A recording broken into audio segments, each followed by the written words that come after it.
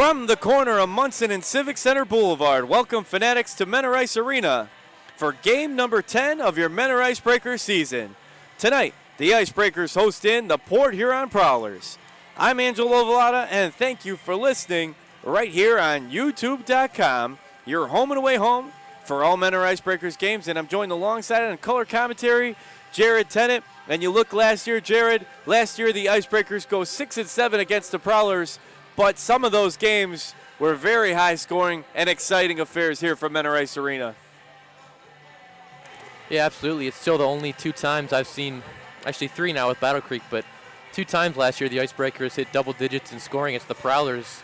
You really never know what's going to happen when these two teams match up. Could be a 3-2 game. It could be a 10-4 game. You never really know. Before we take a look at the lineups for both the visiting Prowlers and your home Menor Icebreakers, let's take a look at the standings where these two teams come in.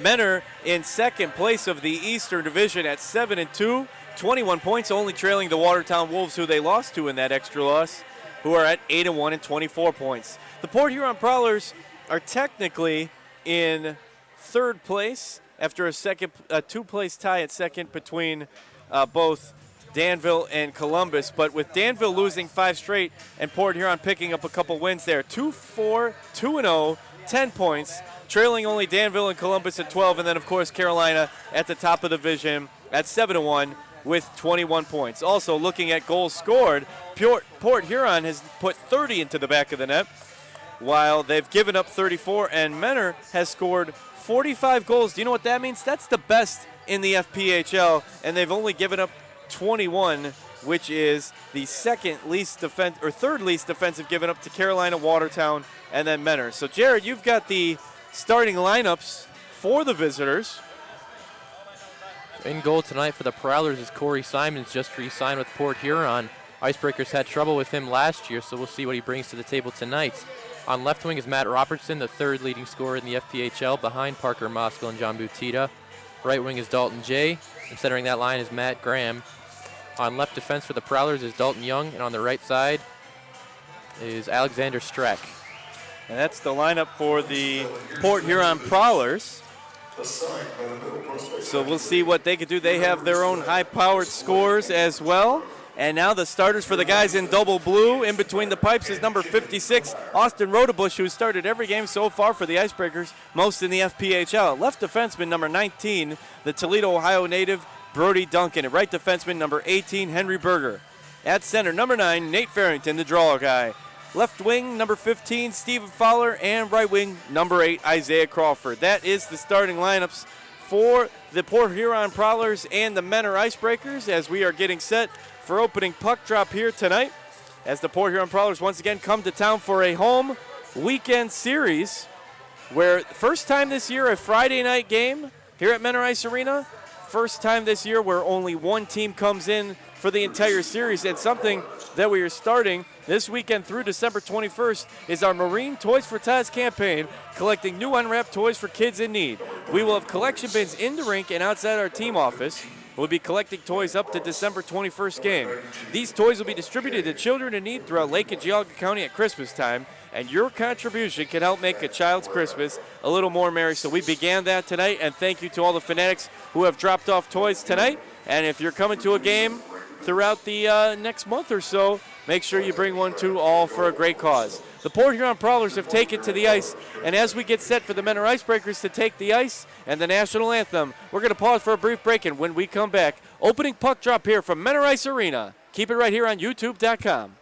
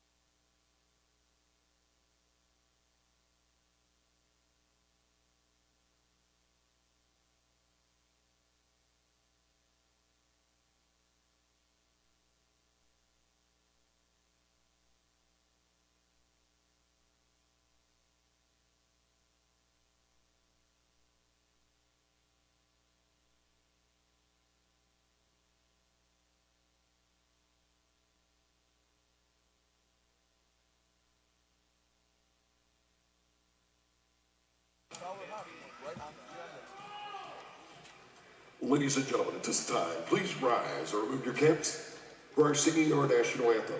Joining us tonight and presenting the national anthem, Claire Green, Gino Tola, Gail Stoller, and Tracy Weber of the Glimmer Quartet.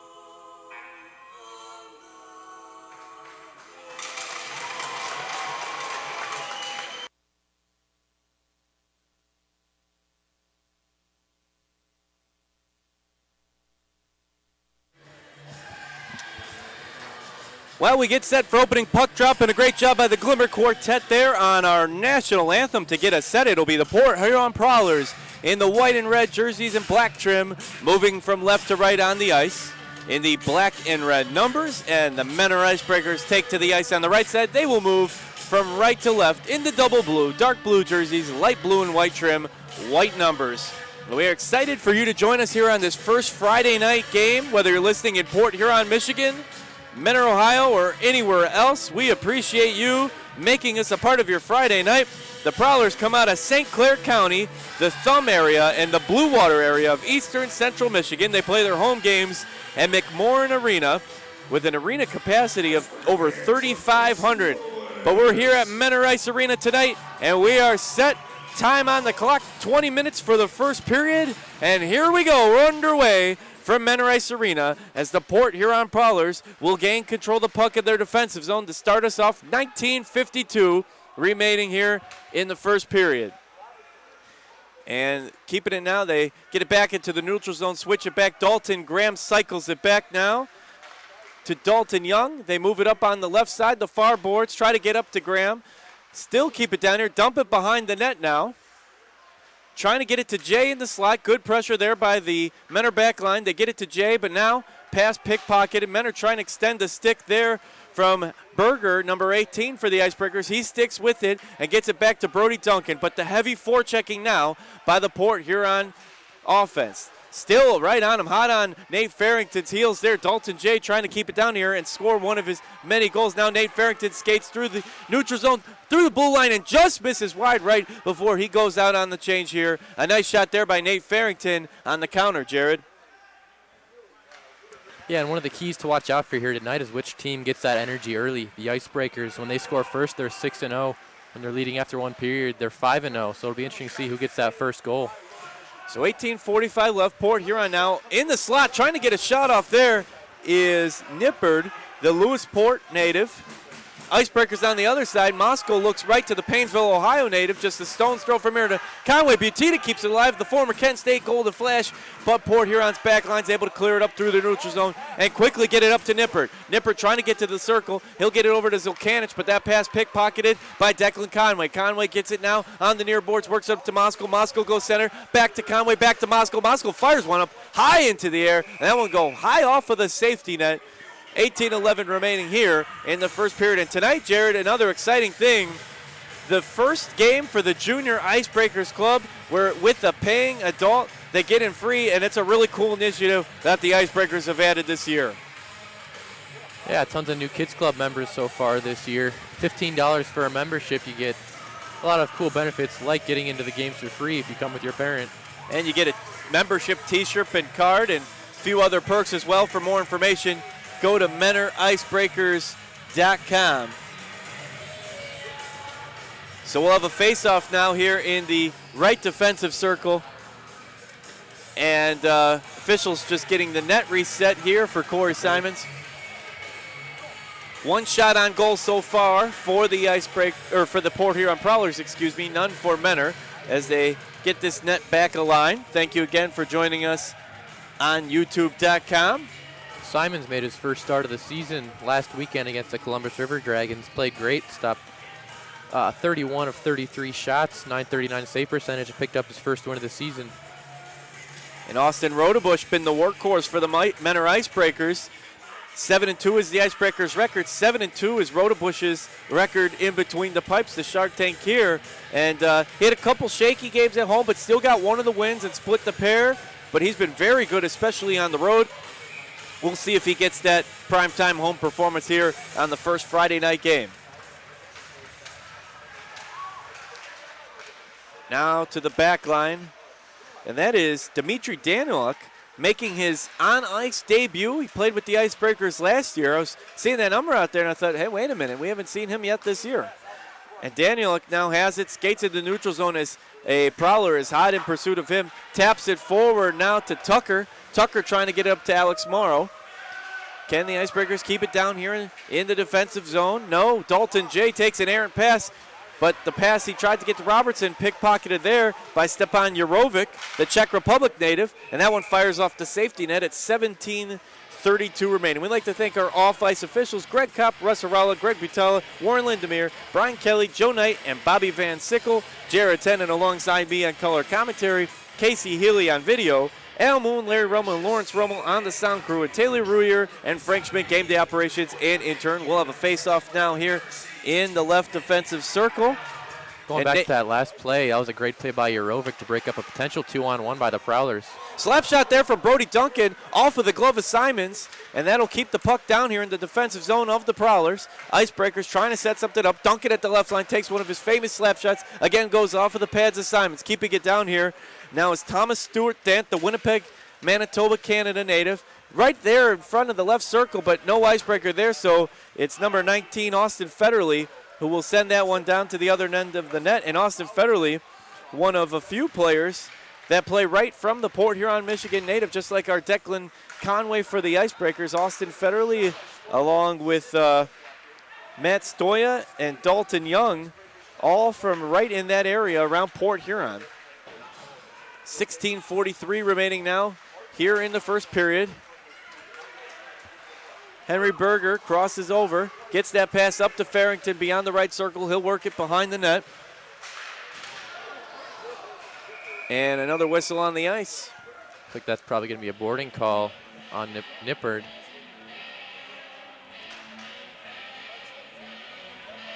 All right, that will be the call. Officials no penalty on that one. No penalty. They wave it off. We'll have a face-off, though. The draw will take place at the left defensive circle. Number 11, Parker Moskal, the San Diego, California native, will square off against Zachary Zulkanich, the Alaskan native. Behind the net now, Butita chases down the puck. Gets it back to Vaughn Clauston, who winds up and takes a hard shot from the blue line, but now here it comes the other way. Clauston tries to take that pass at center ice, but it skips off of both his and Alfonso Diaz's stick. But the Icebreakers still able to regain control of the puck, trying to work it to Moskal. Conway takes it, and a whistle on the ice. 3 shots on goal so far for Mentor, and 1 for Port Huron. Icebreakers have to be careful on those. When you got guys like Dalton J and Matt Robertson up front, they've got all kinds of speed. One mistake, and they're free on a breakaway.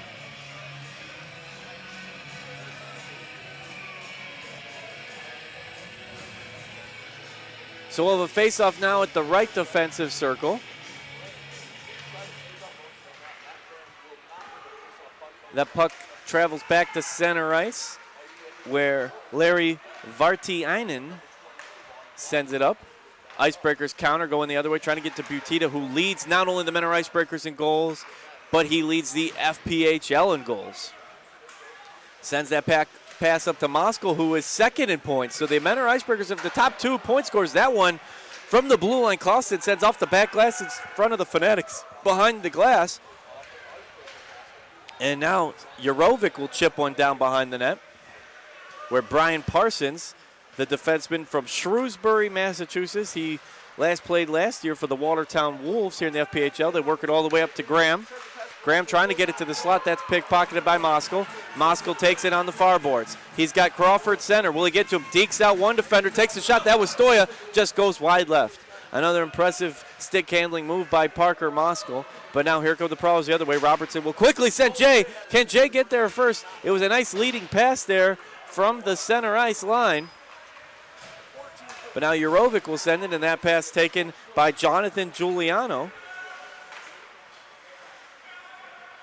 Trying to set something up here from their defensive zone. Works it back up to Giuliano. 14:39 remaining. Here comes the Icebreakers on the counter. Morrow from the left circle. Glove save made by Corey Simonson. That was a nice one, as Morrow was pretty close to Simons in the net there. That was the first time either goalie's really been tested in this game. Corey Simons just flashes the leather. That one goes right into his glove. So 14:34 remaining. We'd like to remind you to check out our Founder Suite the next time you're here for $30. You get a restaurant quality meal as well as a great view of the game. For more information, go to MenorIcebreakers.com or call 440-290-8502. Face off between Farrington and Zulkanich. Now up against the far boards here in the corner. Both teams have a slew of players trying to clear this one out. Eventually, Stoya will get it, but Fowler is right on his heels. They'll send the ricocheting pass off here, the near boards, all the way in front of the net, and a whistle on the ice once again here. Now 14:14 remaining. That was the first time this game the Icebreakers beat out the Prowlers forwards to get an icing call. First couple of times, Prowlers kind of showing off their speed, beating out a couple of icing calls. So after tomorrow night's home game to finish this series, our next home game will be December 14th. And guess who's coming to town, Jared? It's Santa Claus. He'll be in the house revealing our Christmas jerseys we'll wear for the whole month of December. And the Icebreakers, if you want to talk about who's been good and who's been bad, Menor has been off to a good start, a great start at 7-2 here in the FPHL standings. But they're going to have to keep winning with Watertown at an 8-1 record in FPHL best overall right now. Right now, Menor and Watertown are really separating themselves as the top 2 teams in the Eastern Division. Elmira always solid, always have a ton of talent, but right now they're hovering around 500. And Port Huron trying to get back into the playoff race as well at 10 points. Right in the mix of things with Danville at 12 and Columbus at 12, Carolina at 21 in the Western Division. Now Conway was trying to set up a slot shot there for Butita, where he has scored many of his goals so far this season. Now dumped to the other end. Rodebush will quickly ricochet it out. Now if you look, John Butita at 12 goals scored. Parker Moskal 6 are the top 2 Icebreakers. Port Huron trying to set up a goal here at the other end. But overall on points, Butita at 22, Moskal at 19, and then Conway at 13, all double-digit point scores. Port Huron looking for a goal here, though, and it'll go off of the right glove of Rodebush. Conway and Butita flanking each other. To Conway at the slide. Dekes him out. Oh, and it can't get the shot. Clauston now will send it back up. That was a nice 2-on-1, though, by Conway and Butita. Butita now trying to return the favor, get to the slot, but Simons will make the save at 13:19 remaining here in the first period. A lot of action there, Jared. Finally, a little bit of signs of life from the Icebreakers offense. They have 7 shots on goal so far. They really have not had a ton of quality chances. Corey Simons has made 3 or 4 quality saves now in the last couple of minutes. And we will try to get you a score from the Menor St. Ed's District Finals game tonight. Big game in town if you're a Menor fan, as Coach Trevisano tries to lead the undefeated Cardinals to a state title, which would be their first. They've been there 4 times before, but St. Ed's, are the Division I champions. So we'll get that to you at some point throughout the game. But big night there at Byers Field in Parma, and a big night here at Menor Ice Arena. Look at the shots on goal. It's 7-2. That's the Icebreakers record. And the shot on goal is in favor of Menor. Unfortunately, though, right now, if you're an Icebreaker fan, it's still 0-0. We saw this before against Delaware last Saturday, where Menor rattled off 50-plus shots but did not win against the Thunder. So shot on goal does not always translate to as many go in the back of the net. Speaking of back of the net, trying to go for it there is number 89, Vartainen, but a nice deflecting save there by Austin Rodebush. The lefty from Toledo, Rodebush, 6'3", 220, a big frame in between the pipes for Coach Duncan's squad and Coach Sebastian Ragno. Very happy to have Rodebush on the squad. Now they'll get it up to Stuart Dant, one of the newer icebreakers this year. He'll flip one into the air towards the net, and that one looks like it's going to go into the Prowlers bench off of the stick of Vartiainen, the Finland native. I believe that one was tipped by the icebreakers, so there won't be any delay game penalty that time. I was just getting ready to say it must have been a last-second tip there. Thanks again for joining us here on YouTube.com. Speaking of Delaware, they're tied right now with Elmira at home. Evgeny Demin still playing great for the Thunder, scored tonight on the power play. Well, I was impressed when I saw Delaware, and of course that tremendous performance from their goaltender Taylor. Had 50-plus saves in the 3-2 victory last Saturday night. Menor turned it around and beat the Dashers 7-4 the next day after the Dashers had short rest coming from Carolina.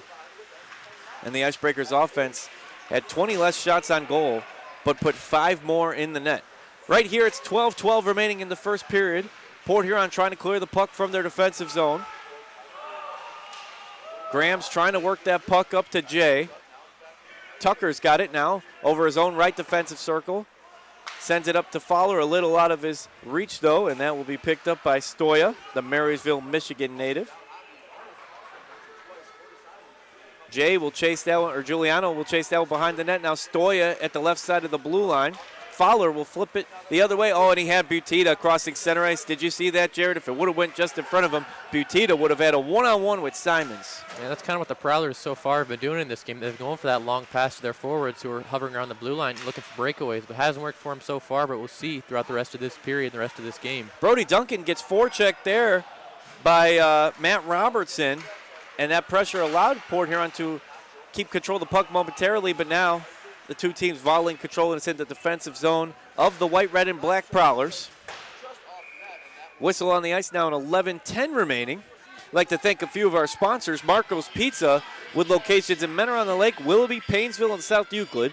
Kemp LLC, Conway Land Title, Toe Drag Apparel, CSP Insurance, Wingate by Wyndham Hotel, Market Street Family Restaurant, Global Real Estate Advisors, Spuddy's Tavern, Vitamix, Homelight, an online real estate company, Lake Erie Marine Sales, and Mosaic Properties LLC. We'll tell you about a few more of our great sponsors in just a moment. We'll have a face-off here in the left defensive circle. Zolkanich will switch out for Dalton Jay up against Parker Moskal. We talked Nate Farrington, maybe the top draw guy. Moskal takes quite a few as well for the Icebreakers.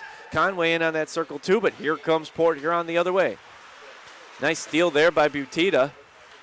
Looking for a guy to cycle it back to. He does. Brody Duncan. He's got right side Berger. Berger will send it back to Duncan, left side here on the near boards. That pass gets pickpocketed by Dalton Young. In that corner now, and here comes the Icebreakers off the glove of Butita. He picks up speed, crosses the blue line, crosses center ice. He's got Moskal. He's got Conway. Conway winds up shot, goes off left wide there. And Port Huron, nice advantage there, though, for Menor as Port Huron counters. So they had a little three-pronged attack, but now they find Zolkanich at the other end, takes a shot over Rodebush's stick. Rebound just goes wide left off of the stick of David Nippard. And I thought Nippard was going to definitely have a rebound goal there. And not great defense there by the Icebreakers. Just left Zolkanich, who scores right here. So they don't capitalize on the first rebound, but they do capitalize on their efforts to keep the puck in the Icebreakers' defensive zone. And just like that, it's Port Huron 1, Menor 0. So the Prowlers score first here at 10-12. Zolkanich cleaning up action here on the left side of the slot. After the first rebound off a Nippard shot did not score, but credit to Port Huron to follow that one through, and it's Prowlers 1, Icebreakers 0, midway through the first period.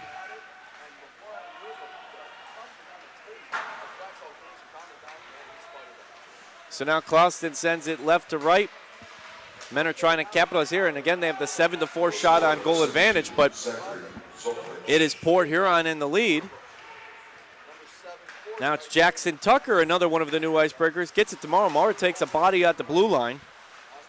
And he gets spun around by Federley. Federley will dump that one behind the net. Rodebush will come from behind and tap that forward to his player. It's Clauston crossing center ice. Clauston center Nice pass, but a whistle on the ice at 9:30 now remaining here in the first period.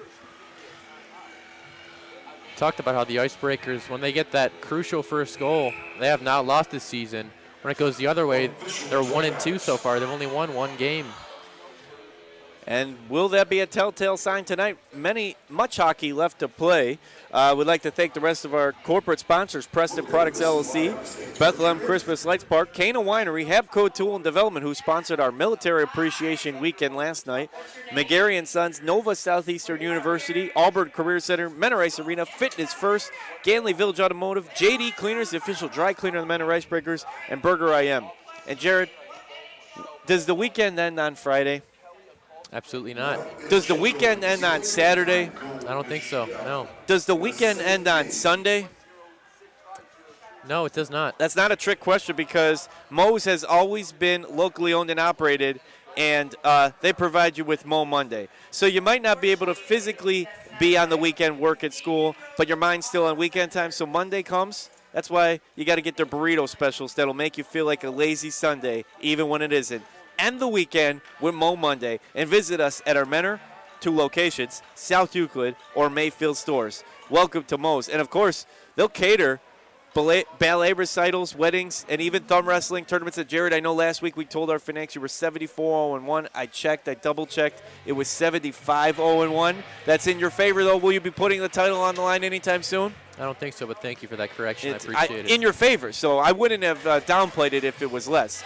So here we go, though. After that brief timeout on the ice, 9:30 remaining, we'll set up here with a draw on the blue line towards Simons in the Prowlers net. Jurovic will win it, and he will slap that one down to the right defensive circle of the Prowlers.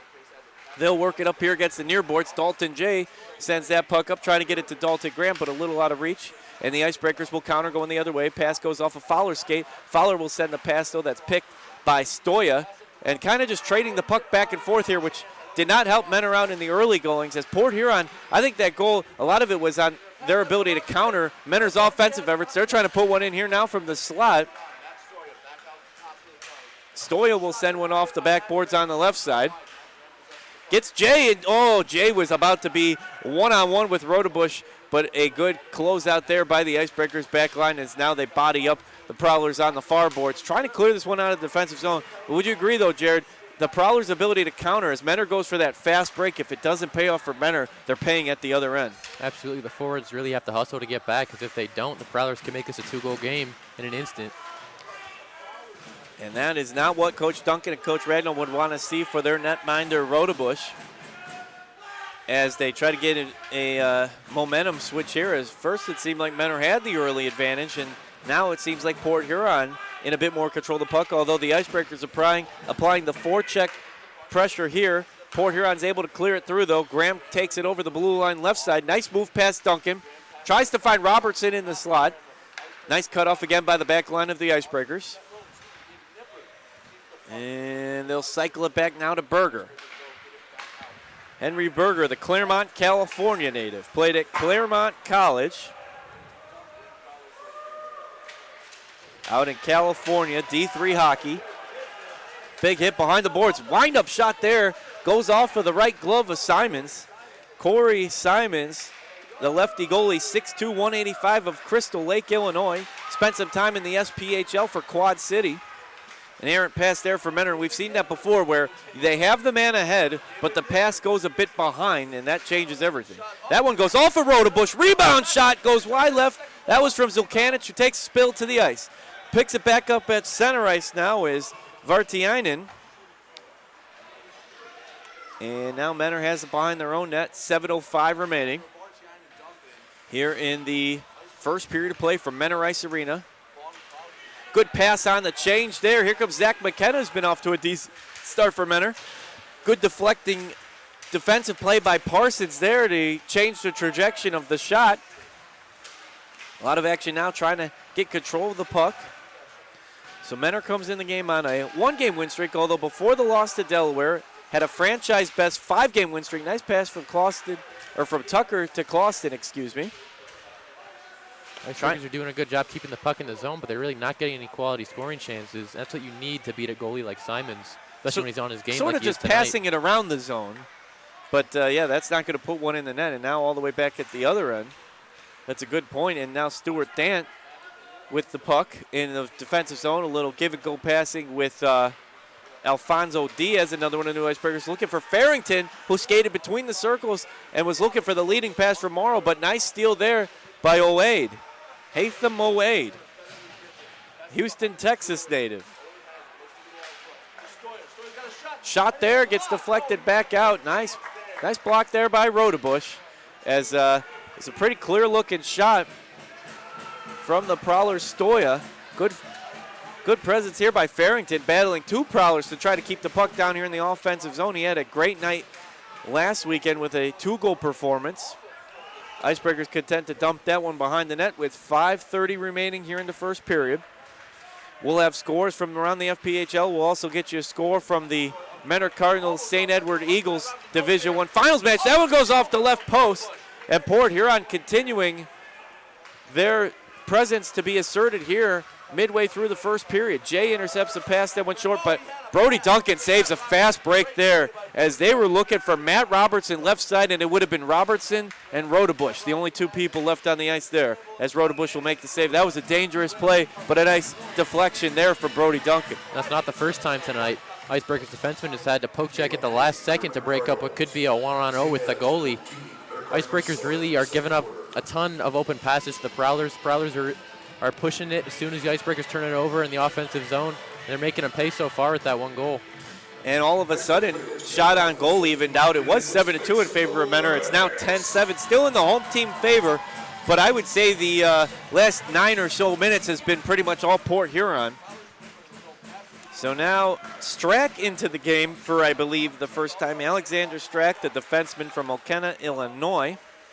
Pass taken now by Parker Moskal, who has 13 assists, a league best for the Icebreakers. Now Berger winds up, hard slap shot for the right side in the slot. Can the Icebreakers capitalize? Turn and shoot from Moskal, goes wide left. Good opportunity there, though, for Menor. A good job, though, by Port Huron to keep it out of the back of the net, which is, at the end of the day, the only thing that matters defensively, or if you're in between the pipes. They'll get it to Nippert. A little pass goes too far. Berger, though, his pass taken right back now by Dalton Young. Conway at the blue line, left side. Takes the body from Nippert, tries to get it up to Butita. Bit of a scrum down there, and it'll clear back to the center ice. Berger's trying to get it, but good pressure there from Jonathan Giuliano, and he's able to get it up with his stick to a Prowler forward. And got to give Giuliano credit there. He hustled to get that one back for the Prowlers. Conway, a sliding shot as he spills to the ice. 3:50 remaining here in the first period of play. In their own defensive zone, Portillo feeling the forechecking pressure from Zach McKenna, the Powell, Ohio native. Also played D3 hockey at Worcester State University. McKenna, one of new Icebreakers on team. Icebreakers returned about 14 and then got a good influx of players too. Hard shot there by Diaz. Bounces off of Simon's left glove. Rebound shot by Crawford. Rebound shot by Diaz. And Simons falls on a good effort there by the Prowlers goaltender. Yeah, when a goalie's on his game like Simons is tonight, you have to have the perfect shot to beat him. The Icebreakers just aren't getting it so far. Getting some good chances, just putting it right in the breadbasket. Simons did a good job getting on that puck quickly there to prevent an Icebreakers goal. And we've seen that before with Taylor and Delaware. And I remember there was a Watertown goalie last year that had another performance where you just could not crack through that wall. It was one of those games where the longer it goes on, because being a goalie, wind-up shot there, Fowler goes off the top post. That was close to being the crack through. But as a goalie, I talked to goaltending coach for the Icebreakers, Sebastian Ragno, and he said most of the game is mental, so that could be in your favor against it. Trying to get a shot off here is Stoya. Fowler took a stick to the face at the end of that last play, and he's hurt. Headed right to the bench. Oh, boy, he is holding his face. Hopefully he will be okay. He will be attended to by our great Lake Health athletic trainers and medical staff. That is a dangerous play. Hopefully he will be okay. But as I was saying, Jared, you face a goalie like this, and you let a couple in, and all of a sudden your confidence can be totally shaken off. Conversely, on the other side, you start blocking everything and making some quality saves, and nothing gets through. Yeah, it really is a mental game, especially when it's looking right now like it's going to be a defensive battle as the Icebreakers head to their first penalty kill. And you've alluded to earlier, the Icebreakers, other than a little bit last weekend, have been pretty strong on the penalty kill. But one other point on the goaltending, Coach Ragnow was saying that when you're a goalie, you think you wouldn't want another shot on you after you've given up a goal, but that you would actually want more shots to come. So your next one you save and you get back to doing what you do. And there's two people, I guess there will not be, it'll be offsetting. As 4-on-4 here. 4-on-4 action as it's Joe Pace Jr. in the bench for Port Huron, in the box, excuse me, and it'll be Vaughn Clauston in the box for the Icebreakers. So 4-on-4 action for the next 2 minutes. Make that really a minute 40 here and 2:33 remaining. So that will expire before the end of the period if no one scores. Nice move there. Berger dekes out a guy. That looked like a Moskal-esque move. Credit to Berger there. Duncan winds up back to Butita. Now back to Duncan. Duncan takes a shot. I'll go off the stick of, well, actually, Joe Pace Jr. is out there, but we have number 13 on the scoreboard in the box. So we'll see which Prowler is actually in the box. Wind-up shot from Stroya, saved right glove by Rodebush. Can you tell that number, Jared, from here? It's a tough view from our angle, but not sure, but I can check. So far on this, I like what Ian Duncan was doing there. Rolled out his top two skaters, Parker Moskal and John Butita, as soon as there's 4-on-4. Icebreakers have had no space in the offensive zone so far. Had some really good looks there at the net. Just a lot more space when it's 4-on-4 in the offensive zone. And they'll switch out of the face-up. It's hard to tell that number. It's kind of scrunched up here and in front of the bars in the penalty box. We have Joe Pace Jr. on the official stat sheets. I'm not sure. But Joe Pace Jr. is on the ice, yeah, so he's got a doppelganger, and his name's also Joe Pace Jr. Well, maybe that's coach is in the box and players on the ice, as he is a player coach. Tough job to do both of those things. Parsons skates over right circle. Minute 40 remaining here in the first period. 43 seconds. And we got a fight on the ice, a little bit of scrum there. Parsons and Jurovic both took ice, and the Fanatics wanted a whistle.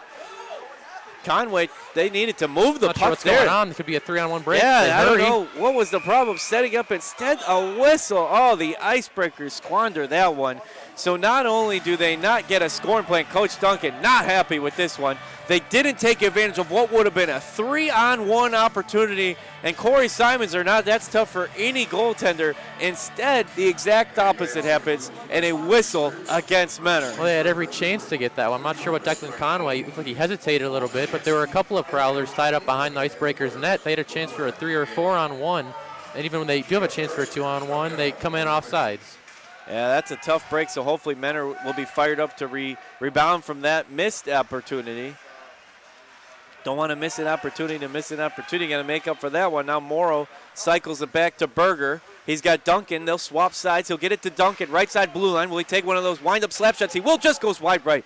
Morrow now tries to chip it over the net, and the net comes off here with 59.9 seconds left. Again, it's our Toys for Tots opening weekend. Don't forget about the Marine Toys for Tots campaign, collecting new unwrapped toys for kids in need. We'll have collection bins in the rink and outside of our team office from now until December 21st game. These toys will be distributed to children in need throughout Lake and Geauga County at Christmas time. Your contribution can help make a child's Christmas a little more merry. That one goes off the left post for Brody Duncan's stick. You could hear it. It clanked off. But stop by either during business hours during the week or one of our home games like today or tomorrow, or on December 14th when Santa comes to town and bring in a new and unwrapped toy for the Great Toys for Tots campaign. It's holiday time already, hard to believe. Jackson Tucker called for offsides, and that's a tough break for the Fanatics as he was skating through with some speed, and he's kicking himself for that one. I really thought, they called Fowler for the offsides. He was over the blue line, but I really thought he jumped back over the line before Tucker took the puck in. That was another one of those close plays that could go either way. Would you say we've had a couple times where we're so close but not close enough? Well, if you're an Icebreakers fan, this is a heck of a frustrating period so far. Tons of chances they're not taking advantage of. A lot of mistakes. And the Prowlers are a veteran team. They're going to make you pay when you make mistakes. And we're back to 5-on-5 full strength on both sides of the ice. This is one of those times where I think you want to just not give up a goal as Port Huron almost scores one. They keep it alive at the left blue line. Federley winds up, deflects off of the back across the. But you want to get out of this period, reset in the intermission. and try to come back. Oh, and there again, a 3-on-1, but Declan Conway's pass doesn't find the front of Clawson. It goes behind him. 2 seconds left, and that one will go along the perimeter of the far boards. And a tough break here in the first period. That's something Ian Duncan talked about a few games ago, just making that extra pass when you really should be taking the shot. Sometimes you can't get too cute with it. You just have to fire it, especially in the last 10 seconds of the period like that. Well, we're going to head to the first intermission where the score is the visiting Port Huron Prowlers 1 and the Mentor Icebreakers 0. Keep listening here on YouTube.com. When we come back, we'll have the scores from around the FPHL, the Habco Tool and Development shots on goal for the period, the Vitamix saves for the period, and we'll get a check-in on that Cardinals-Eagles score. Keep it right here on YouTube.com.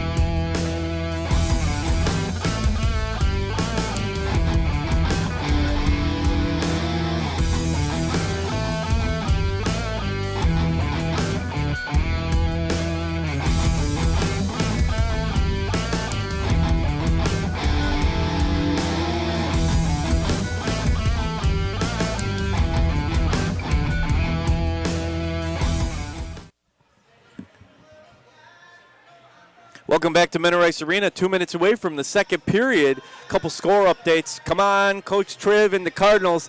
St. Edward Eagles up 21-7. I believe that is a second quarter score.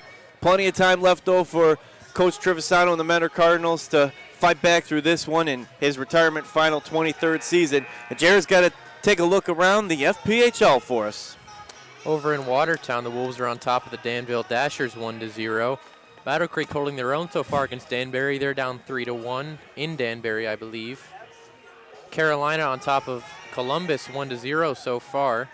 And Elmira's taken a 3-2 lead over Delaware in Delaware. Both teams have a couple of power play goals so far. You almost gotta. I want Battle Creek to get a win, whether it's 10. I mean, they got to get off the schneid, and it'll happen at some time. Last expansion team to the party this year, down 3-1 against Danbury, and wanted to take a quick look at most goals scored. So we told you Butte at 12, Moscow's got 6, Declan Conway 5. In fourth place for the Icebreakers is Zach McKenna and Nate Farrington at 3. Most assists, Parker Moscow's the number 1 guy at 13. John Butte, how about this? He's got double-digit goal scores and assists and points. He's got 10. Declan Conway with 8. Alex Morrow with 7th and 4th.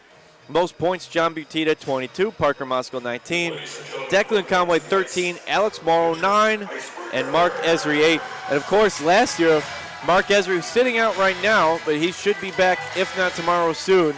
23 goals scored last year, 28 assists, and 51 total points. He was the leader in all 3 categories, and he has been stepping it up before having to sit out tonight from a puck shot but he's been on a roll. He had that 3-assist game last night or last weekend, and started picking up a few goals as well. So it'll be good to get him back on the ice for part of the offensive unit. Yeah, that's where he missed his 3rd game of the season already tonight. He's had some early issues with injuries, but one guy I've been meaning to point out so far is Alex Morrow. Kind of had an up-and-down season last year, but this year he's on fire. He's scoring at a point-per-game pace, 9 points in 9 games. He's been a great piece of the offense so far. Alex Morrow has had a very hot start for Menor. I'm sure Coach Duncan appreciates that. Another thing Coach Duncan will appreciate is if his team can come out a little bit more fluid and consistent here in the second period, as they just missed some passes when behind when they needed to be leading. Missed that big 3-on-1 opportunity. Could have been a big scoring opportunity to tie it. We'll see what happens. 20 minutes on the clock. Icebreakers in the double blue will move left to right. Port Huron in the white, red, and black trim will move right to left. And we're underway here in the second period. 16 shots on goal brought to you by Habco Tool and Development for the Icebreakers. Shot on goal there from the slot from Jay. Bounces off of Rodebush. Robertson trying to turn it as well. Nice rip right off the get-go from Port Huron. Would have been a great goal for Dalton Jay. Would have hit that one out of the air. Menor's got to get this one out of here. Nice deflection there off of the stick of Fowler. 13 shots on goal in the first period for the Prowlers. 16 saves for Corey Simons in a very strong first period. And 12 saves for Austin Rodebush, brought to you by Vitamix. Now coming the other way is Isaiah Crawford over the right defensive circle. He's pushed it to the corner there by the Prowler back line. A good defensive stance. And will come out now to the center ice. And a cycle back pass there from Berger to Duncan, and they'll pass it back and forth left and right here as the Prowlers' Robertson puts on some pressure to see where that pass will go. Prowlers now get it off of Robertson's stick, trying to get up to Jay. Nice touch pass to Robertson. Right side, winds up with the wrist shot there, deflection off the far boards now, and here comes the other way. Butte, just out of his reach there. But Berger will scoop it up from the right area of the defensive zone and chip that one forward. Now Conway crosses over the blue line, sends that pass left to Butte, a little bit behind him, tries to get it to the slot to Conway, gets off the shot, just goes wide right. Now here comes the Prowlers the other way, but Clauston is able to gain control of that puck and get it back to Diaz. Diaz sends it up to Moscow, a little too hard. Here comes Vartiainen. Nice move there, stick handling through over the left circle and kind of kicked out over the right defensive circle by Clauston there. A nice move because that was a heck of a move by Vartiainen. It looked like he was going to have a 1-on-0 with Rodebush left hanging. One of those offseason signings for the Prowlers that really paid off so far. They brought their core group of guys back in Dalton Jay, Matt Robertson, Matt Graham, guys like that, but then Got a couple of signings like Vartiainen that have really reinforced their roster this year. Vartiainen played in Finland. That's where he comes from. And Prowlers made their debut in 2016. You want to talk about starting off strong? Commissioners Cup champions in their first year and runners-up in 2018. Trying to get back to that. Now Clauston gets the pass left side. So the Prowlers trying to make their way through the new Western Division. Nice pass there on the give and go from Federley to Portillo. And Portillo puts it to the top right corner of the goal, and that's the second one of the night for the guys from the Thumb area of Eastern Central Michigan. Prowlers 2, Icebreakers 0 on their 14th shot on goal. And here it is, Menor with the 3-goal shot on goal advantage, 17-14. But with 17:25 remaining in the second period, it's 2-0 Prowlers. You got to give Austin Fairley all the credit in the world for that goal. Just uses his speed and really creates that one. He'll get the primary assist, but really he deserves the goal on that one. Yeah, the unselfish play, the last second pass. And that's all it takes sometimes is a good pass to someone in the right part of the position that they need to be in, that slot area. And just like that, 17:04 remaining. The road team, Prowlers, out on the lead. And Jared, you talked about it earlier. As that one goes off the safety net from Joe Pace Jr., the Icebreakers have struggled when they don't go score first here. Yeah, and going back to last year, the last time the Icebreakers overcame a 2-goal deficit to win was March 10th, 8-7 overtime win over Danville. That was that signature win we've talked about, 2 goals in the final minute, and then Parker Moskos moves in overtime. This is tied for their largest deficit of the season so far, I believe. They're down 3-1 against Watertown. And for the Prowlers, this would be big because depending on how the other teams fare in the Western Division tonight, they could pick up some easy ground at 10 points, both Danville and Columbus at 12. So if those two teams did not pick up a win tonight and Port Huron would, they would go into sole place as second. Now trying to set up another shot. Rodebush gets pulled out of the net, and had they found Matt Robertson at the left corner there, would have been an open net for him, as now the officials will clear away any possible skirmish. But as the Prowlers look to tie the shot on goals here, only trailing by 1, I would say from about maybe 10, 11 minutes remaining in the first period to now, it's been pretty much all Prowlers. We talked about Matt Robertson earlier, looking for his 300th career point. He still hasn't found it yet with 2 Prowlers goals. Kind of surprising. He's already got 18 points on the year. Matt Graham takes a shot that goes off the right post, and then Rodebush will make the save. Robertson was looking for that point there as I was talking. Yeah, that would have been a great highlight for them to use, as you mentioned it, and then asking you shall receive. I think he would have had me to thank for that one. Jared on the assist. We'll have a face-off now here, left defensive circle. It'll be Dalton Graham and Parker Moskal. And I just haven't seen the fluid motions on the ice from the Icebreakers this game so far. With plenty of time left, but just a little out of sorts, or maybe it's credit to Port Huron on bringing that energy on the opposite end of the ice. Yeah, you can talk about having energy, but it doesn't really mean much if you're going to be as sloppy as the Icebreakers have played so far tonight. So here comes the Prowlers on the counter. Quick pass over the center ice. Tries to find a leading pass to Jay, but Robertson will keep it alive. Declan Conway will now tap it forward, but out of the reach of Moskal. And a turning, ricocheting pass there from Brian Parsons. And the Prowlers do now have the shot on goal advantage to go with the lead. 18 shots on goal to 17 for Menor. 15:30 remaining here in the second period from Menor Ice Arena. Nice pass from Butita to Moskal. Moskal's shot gets deflected by Joe Pace Jr. into the corner. That was a nice feed, though, by Butita. Now over the left circle's Nippert. Nippert goes right circle. Wind-up shot there from Zulkanich. Just lazy defensive play, leaving guys wide open right in the Multiple crease. shots back and forth here on the left and right defensive circle. Rattled off about 3 there, does Port Huron. Menor needs the Fanatics here at Menor Ice Arena to get them into this one. Icebreakers definitely wanted the penalty call there. I don't think they're going to get it.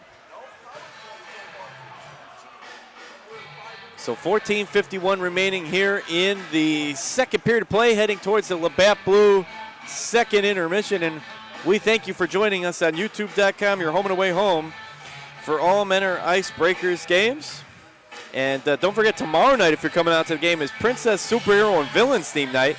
Come dressed as your favorite character and join in the fun. You may even win a prize. We'll be featuring music and video clips to match our theme. That's tomorrow night. Puck drop at 6:30 here from Menor Ice Arena.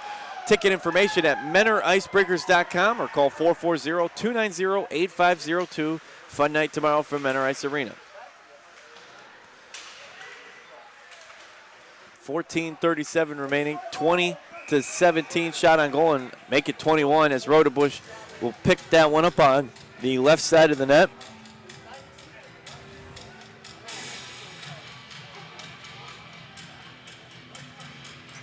So they'll reset here from the right defensive circle. A face-off, Stolkanich on the right side will go up against Zach McKenna.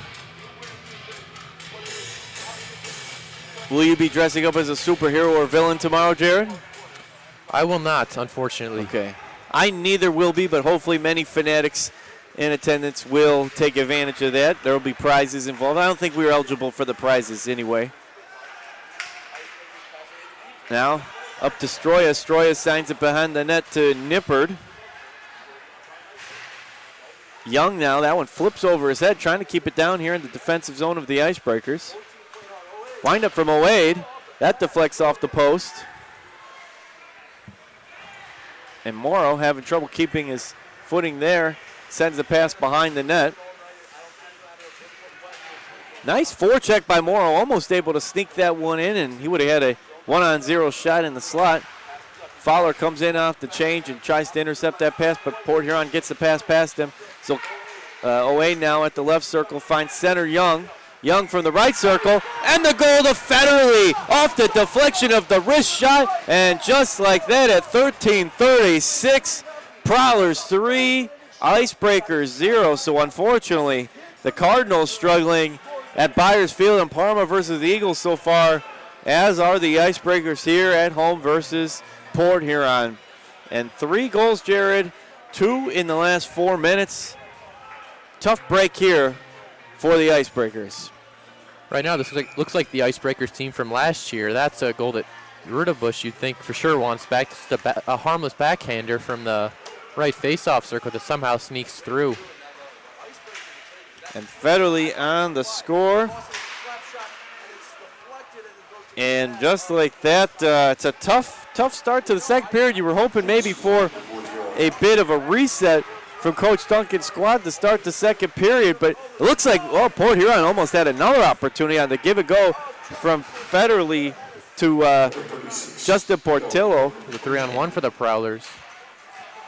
And 22 shots on goal now for the Prowlers. 3 of them have gone into the back of the net, and on the other end, Simon started so strong, and he hasn't been tested in a while. The Icebreakers haven't had a shot on goal in quite some time, as it was 17-14 at one point shot and goal advantage for Menor. So that means the last 8 shots on goal have all come from a Prowler stick at the offensive end. Glove down by Graham there. Not to mention that he finds him in the slot. Turning shot on the backhand by Jay. What an impressive shot and pass there. It looked like the Prowlers were about to score a 4th one, and now Rodebush will collect himself and collect the puck at 12:30 remaining. But now 24 shots on goal, 10 shots on goal unanswered by the Prowlers, and 2 of those have gone in the back of the net. Looks like the Icebreakers kind of had the wind taken out of their sails by that last goal. Still 12:30 left to go in the second period. You'd think you need at least 1 goal here to make this deficit kind of surmountable for the last period. They're going to need the Fanatics to get them into this one. Plenty of time remaining. You're talking about 30-plus minutes remaining in the game, and the net comes flying off. I think we have a net off at least once a game, although it is a lot less than last year. Post-game skate tonight for the Fanatics in town. And also, we told you that on the 14th, Santa will be coming. December 20th, we're giving away our team Christmas card to the fans that attend the game. And on the 21st, dig way back in that closet, pull out your ugliest sweater, and head to the game for another chance to win prizes. Lots of holiday-themed events and attractions coming to Menor Ice Arena. Go to MenorIcebreakers.com for the full schedule. After tomorrow's game, we won't be home until the 14th. Now coming the other way are the Prowlers. That's what Santa will join us here. But, yeah, we have a series of road games, 5 in a row. In the slot now, trying to sneak it in was Matt Graham. Just little things like that. The Icebreakers had 2 defensemen that were clearly going to win the race. So that'll allow Port Huron to out-hustle them to get to that puck and create a scoring chance. Good forechecking there by Jackson Tucker, but it hasn't been enough to just counter Port Huron as they're really rattling off. Finally, the Icebreakers break the streak of shots on goal. That one sent from beyond the right blue line by Tucker. Some good minutes there for him. That was before that shot on goal, though, 11 shots on goal in a row for Port Huron. And what do you think is the number one thing you would credit to the Prowlers being in complete control for the last period and a half? Just outskating the Icebreakers. It's clear on all 3 zones. Look like the faster, more prepared team right now. Yeah, you got to throw records out the window. We saw that with Delaware, who came in at 1-6. Menor at 7-2, and they battled with Watertown in 2 games, winning one of the 2 and giving Watertown, the Wolves, one of their only loss of the season. But yet now Port Huron comes in 2-4, 0-2, and struggling with the Prowlers, although they have the 7-2 record. So can be very deceiving, that number sometimes. Giuliano now, left to right pass. Nipper tried to make the deep move, but stolen by Farrington. Maybe they could get something going here to Fowler over the blue line. Tries to get it to Stuart Damp, but a pair of Prowlers cut him off before the Icebreakers board them up against the back glass. 10:54 remaining here in the second period. On our way to the Labatt Blues' second intermission. Pass up to Giuliano. So Robertson is looking for that 300th career point tonight. That would be the cherry on top of what has been so far a Port Huron Prowler Sunday. Menor with plenty of time trying to get back into this one. Hard to believe they have 3 goals and Robertson hasn't factored into any of them. Yeah, he's usually involved on the assist or the goal one way or the other. And for 3 goals, yeah, because you could have 2 assists on each one, so you're talking about, 6 to 8 players that could be involved in the scoring line so far. Very rare to see that from a Port Huron perspective. Whistle on the ice there with 10:18 remaining. The last couple games defensively, the effort just hasn't been there for the Icebreakers after that great defensive start. I think things are kind of evening out right now. They aren't playing as well on that end. And you can tell it's putting more pressure on Rodebush as well. And with that extra pressure, you lose a little bit of confidence if you let one in early. So it's kind of all, in connection. Face off now here in the right defensive circle. Berger clears it right down the line in front of the Prowlers bench. Stays in play, though. Backhand pass keeps this puck alive for the Prowlers. Avoids the forecheck pressure. Gets it up to Pfeiffer, who's into the game now. Jarrett Pfeiffer, the righty from Ypsilanti, Michigan. That's home to Eastern Michigan University. Different set of Eagles in the slot there. And another goal. This one from Federle to Portillo. He kind of nudges the edge of his stick in to push the puck in the low right corner. And it's 4-0 on this one, getting away from Menor. Pretty embarrassing defensive effort so far. It's not really much you like to see if you're an Icebreakers fan in the defensive zone. It's tough to watch right now. 3 goals in the last 8 minutes for Port Huron as they capitalize on the 26th shot on goal. Federle nudged that one in the low right corner off of the Portillo assist. Portillo's second goal of the night. Oh, they're going to reverse that. It's going to be from Federle to Portillo. Right here they give up a 2-on-1. And you're not seeing them have a resilient effort back. When they're giving up a goal, they're not using that chance to reset. I know it's easier said than done, but it seems like Port Huron's just firing away on all cylinders, and the Icebreakers not content to let it happen, but haven't made many adjustments from that. And a whistle on the ice here in the far right corner here on the near boards, and they'll send a Prowler to the bench. And for the first time tonight, the Icebreakers, as was 4-4 earlier, will be on the Lake Health power play. A big thank you to Lake Health for their great athletic trainers and medical staff. And this finally might be the opportunity that they need, Jared. If you have any chance of getting back into this game, and you really need to get something going pretty soon, less than 10 minutes to go in the second period, so this is really the best opportunity you're going to get. And this one really is on Joe Pace Jr. as I see him in the box there. I see that beard. So the player coach, Joe Pace Jr., in the box for the next 150, 9:12 remaining in the second period. 4-0, it's almost hard to believe. Not that Port Huron isn't capable of it, but it just seems like a little late to show up here for the first Friday night game of the season at home. The Prowlers are too good of a team for the Icebreakers to play with this kind of effort and expect to be in the game. And that was a heck of a defensive stance by Graham before he cycles it back, but he cut off that fast break by the Icebreakers real quick. Now Brody Duncan behind his own blue line will send it past, almost pickpocketed there by Dalton Jay. Matt Robertson still not on the scoring line, but the Prowlers up 4-0. That seems to be the new storyline of the game since it's been the Prowlers' offensive unit. Wind up. Good wrist shot there from Zulkanic. Behind the net, Icebreakers got him covered. Fowler delivers the hit. Moscow was also there on the forecheck. Butita crosses over blue line. We need the Kent State goal to flash to put one in a flash. He does, but it goes to the glove of Corey Simons. His 19th save, and if memory serves correct, that is only the third shot on goal for the Icebreakers this period, and we've played 12 minutes. I believe it's 14-3 in shots on goal this period in favor of Port Huron. It was 16-13 at the end of the first, so with the lead already 1-0, and we thought that Port Huron had dominated that one. That's a hard shot from Clausen that goes wide right, but it's been even more Port Huron as they've scored on 3 of their 14 goals and only given up now 4 shots on goal at the other end and no goals in a scoreless performance. Corey Simons, impressive performance in the breadbasket save there from Dimitri Danieluk. Prowlers really making it hard for the Icebreakers to kind of establish themselves in the offensive zone on this power play. Only 30 seconds left to go in the Joe Pace penalty. Port Huron's penalty kill came into this game ranked 6th at 77.1%. The Icebreakers' power play was tops in the league at 30%, but doesn't look like it right now. Just like the record, things can be deceiving sometimes statistically and analytically speaking. And Clausen spills the ice, and now regained though by Danieluk, and they freshly waxed the ice tonight.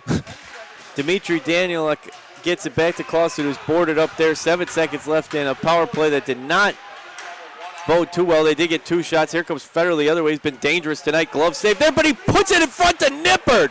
Oh, he glove saved it, but dropped it to Nippert, who took a hard shot in front of him, but saved back out. We mentioned Vaughn Clausen, who's got the puck now. We talked about Parker Moskal had a birthday last week, and Clausen had a birthday this Tuesday, the 19th. So happy birthday to Vaughn Clausen, the Rochester Hills native. It's the first time this year I can remember the Icebreakers consistently getting beat back into their own zone. Seems like every time puck is going towards the Icebreakers net, Port Huron gets there first, just outraces the Icebreakers defense.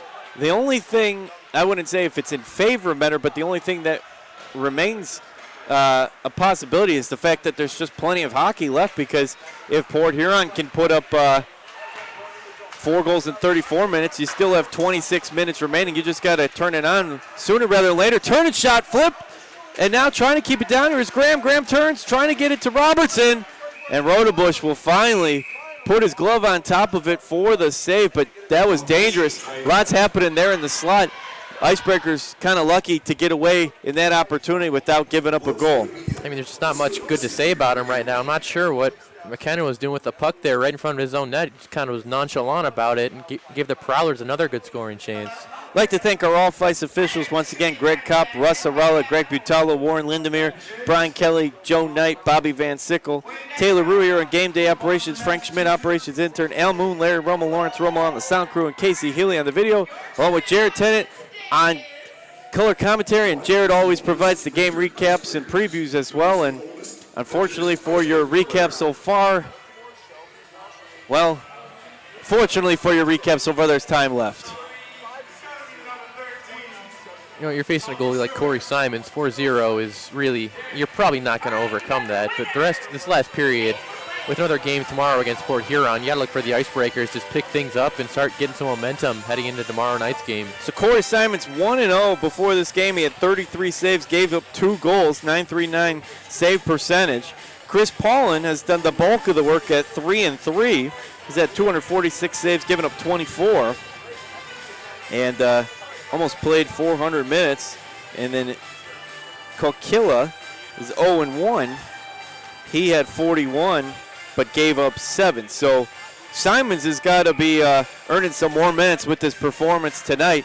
Not any discredit to the other goalies on the staff, but he's having a tremendous performance there. Nice play defensive there by Declan Conway to avoid the shot getting to Rodebush. 6:15 remaining here in the second period, headed to the Labatt Blue second intermission. Wrist shot there for Brody Duncan, saved by Corey Simons. And when Mentor's getting these shots off finally, the problem is, like you said, it's Corey Simons making tremendous save after tremendous save. Right now, they're struggling to get those grade A scoring chances, and that's what you need to beat Simons. Those long shots from the point, it's always good to put the puck on net. You can't really complain, but that's not going to beat Simons tonight unless you get some traffic in front of the net. And we'll get you a score update here momentarily for the Cardinals and Eagles game. Mentor Cardinals playing the St. Edward Eagles in the Division I District Final. St. Ed's the champions of Division I last year, state champs. And we do have a score update. It's in favor of the guys in scarlet and gray. Still trailing St. Edwards, but now it's 21-14 as opposed to 21-7. So Coach Trevisano's squad not quitting on him here. And at Mentor Ice, we're looking for the Icebreakers to not quit as well, as they trail 0-4 here at the Mentor Ice Arena. 5:25 remaining here in the second period of play. So that's good to see, though, Jared, that the Cardinals are clawing their way back into this one. See if the Icebreakers can do the same. Not looking too good so far. All of our Mentor teams could align at once, and the Stars aligned, and the Cardinals continue on, and Icebreakers come back 0-4. Will save all. I mean, imagine that highlight reel for these guys. If they came back down 0-4, that would be up there with the signature victories. Anything can happen in sports. It's just a matter of time. You got to do it sooner rather than later. That one goes just wide left. Simons will slide his glove over and make the save. Thanks again for joining us on YouTube.com, your home and away home for all Mentor Icebreakers games. And face off now, right defensive circle. Parker Moskal winds up, shot off of the jersey of Simons. That was maybe the best shot on goal of the game so far for the Icebreakers. Or the one at least most likely to score, but they still needed to score. And that's not going to be enough to just have more shots on goal, which is a welcome change. But now Diaz will backhand it, tries to get it to Clauston, but Giuliano will keep his stick in there and keep the play alive down here for the Prowlers. Turn and shoot by Zulkanic. And not only do you have to give credit for Zulkanic skating in to get the shot off, but Giuliano, that's like his third hustle play of the evening, where his play has kept the play alive down in the defensive zone for Mentor. Yeah, for sure. Prowlers, not really their top guys showing out tonight. It's been Federle, Portillo, and Giuliano, I'd argue, been their top three guys out there tonight. Giuliano, right off the faceoff, rattles off a shot. I've been really impressed just with his hustle and energy out there. Is Jonathan Giuliano, the Clinton Township native up in Michigan. Actually, he had a birthday recently as well on November 11th, the lefty, 5'11", 190. They're one of those longtime Prowlers that have been around, seems like forever, for the Port Huron in its 5th year as a franchise. And you like to see that, like a Tyler Urich, someone that sticks with their team in the FPHL. There's always so much movement in the transactions, and you get a few of those guys who stick it out with one team. Obviously, Mentor were only in our 2nd year, so 2 years is the most you could be with a team, and 14 of those guys return, which is nice. Wind-up shot from Tucker off the pad there of Simons. Another good opportunity. They're getting a couple quality shots now. That sense of urgency hasn't been there so far. Dmitry Danieluk has got the puck. Tries to work it up to Farrington on the feed, but it's going the other way. And Giuliano here has got Nippard, but that pass taken by Danieluk.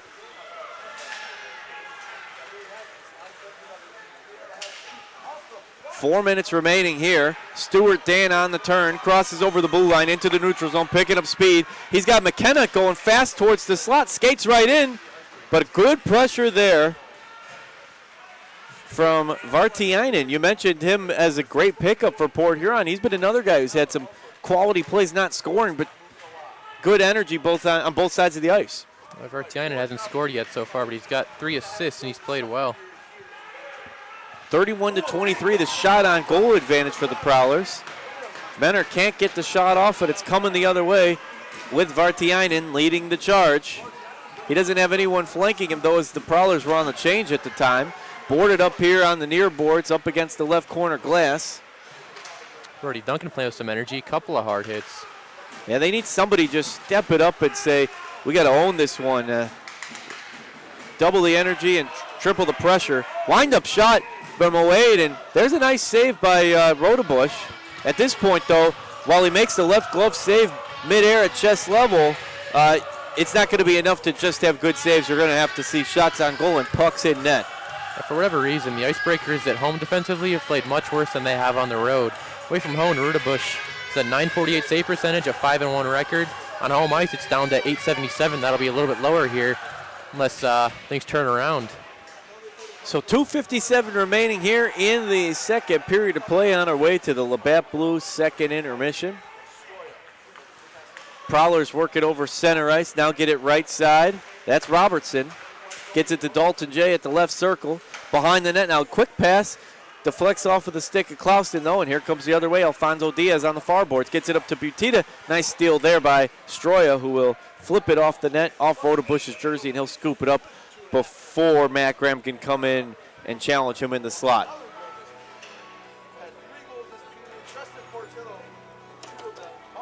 So the Prowlers took a 1-0 lead at the end of the first period with a goal just under halfway through, but 3 goals over an 8-minute stretch from the beginning to the middle of the second period finds the Prowlers up 4-0 in a dominating performance. Menor has had a much better last maybe 4 minutes of the game, but still find themselves scoreless. Graham wins the draw and almost pushes it into the net.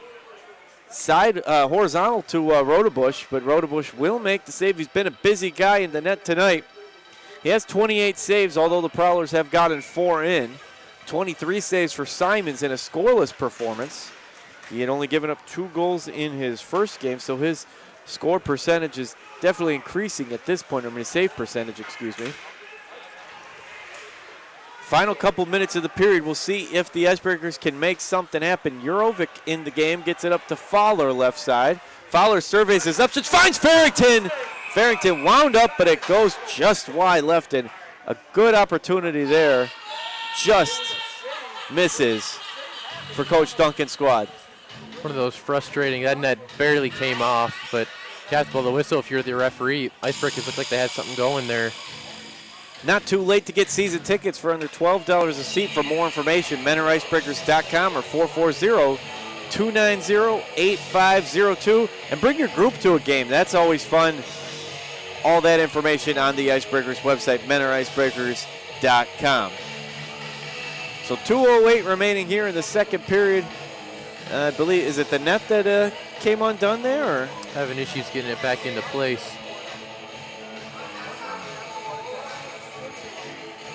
Locally owned and operated, Moe's is caring about bringing our local communities together and making them stronger. So without you, we wouldn't even be here. And we just happen to roll a darn good burrito. So come on by today. We've got the tortillas ready. Welcome to Moe's. It's like Danville's tied things up in Watertown. That game's in the second period. That'd be big for the Icebreakers with the Dashers in the Western Division picking up a win over the top Eastern Division team. On the road in Watertown. Watertown Municipal Arena. Looks like we got the same scores in Elmira, or in Delaware rather. 3-2 enforcers right now over the Thunder. And in Danbury, it's a 3-1 lead. Hat tricks on top of the Rumblebees. And we need Slam to get us and the Fanatics into gear here as final couple minutes of the second period. I'm sure if it was at McMorran Arena in Port Huron, Mitz, that Cougar for the Prowlers, would be fired up as it's been all Prowlers, maybe until the last couple minutes, but we'd still say it's Port Huron, although men are just starting to possibly turn the tide, and we've got another score update in the third quarter. The Eagles have added a touchdown, but Menor's either added a touchdown and a missed extra point or 2 field goals. They made it. It was a touchdown. So it's still a 7-point game. St. Edward Eagles 28, Menor 21. And that being in third quarter, that's a whole lot different than 21-7 that we reported earlier. So Cardinals trying to battle back in this one as we keep you following along. And the Icebreakers trying to battle back as well here from Menor Ice Arena. Joe Pace Jr. loses control of the puck. Oh, Isaiah Crawford almost had a chance for a fast break. Fowler will pick up where he left off, left circle, right over to the slot, and just puts it behind the net instead of in the net. 1:26 remaining now in the second period of play. They were looking for Matt Graham there in the slot. Menor stays in front of it. Moskal feeds it to Crawford. Crawford's going to have a chance. He's pushed out of the way by Parsons. Settles to get it back to Moskal, and here comes the Prowlers on the counter. Crawford not happy there. He wanted a penalty call. He does not get it. Fowler does get control of the puck, though. Center ice sends it right side to Petita. 57 seconds left here. Can the Icebreakers get on the board before the final period for Menor Ice Arena? These two teams will do it again on Princess Superhero and Villain Night. Tomorrow night, 6:30 puck drop. Join us at Menor Ice Arena or listen live on YouTube.com. Conway's got it. Center ice, and again, man, that waxed ice is really tripping people. I can't tell you how many Icebreakers have taken a fall tonight with no contact. That's 4 at least. It's uncanny the amount that's happened. Granted, I can't skate a lick, so I'm not one to talk, but the save there by Simons, he is one to talk in the net, and the glove save there. It's going to be tough to come back with Corey Simons in the net. For sure, and those turnovers, just too many of them tonight. You know, you talk about it'd be kind of fluky, a guy falls down with nobody around him, but it's happened 4 times tonight, and each time they've lost the puck. 23.2 seconds remaining. Port Huron with all the advantages. 32-27 shots on goal, 4-0 on the scoreboard. Fanatics trying to will their team back into this one. Jurovic to Danieluk, who made his season debut, played last year. That one gloved by Clauston on the bench. Good hands there. 7.6 seconds left. And if you're Coach Duncan as you head into the third period, barring giving up a goal or scoring one here in the waning seconds, what is the plan to even attempt to overcome a 4-goal deficit? Well, Coach Duncan, and I think all the guys know, 4 goals is tough to overcome against a goalie like Corey Simons. So game plan's definitely got to be to just try to get some momentum heading in tomorrow night. Start playing better, cut down on the turnovers and the sloppy play, just get something going against this Prowlers defense. It hasn't been all that great this year. It took a long right side wrist shot from the blue line, bounces off the backboards, and we're at zeros here heading to the second intermission, the Labatt Blue intermission from Menor Ice Arena. Once again, we thank you for joining us wherever you're listening from. And if you're in Port Huron, you're happy about the 4-0 score. Icebreakers will try to rebound in the final period of play. Keep it right here on YouTube.com.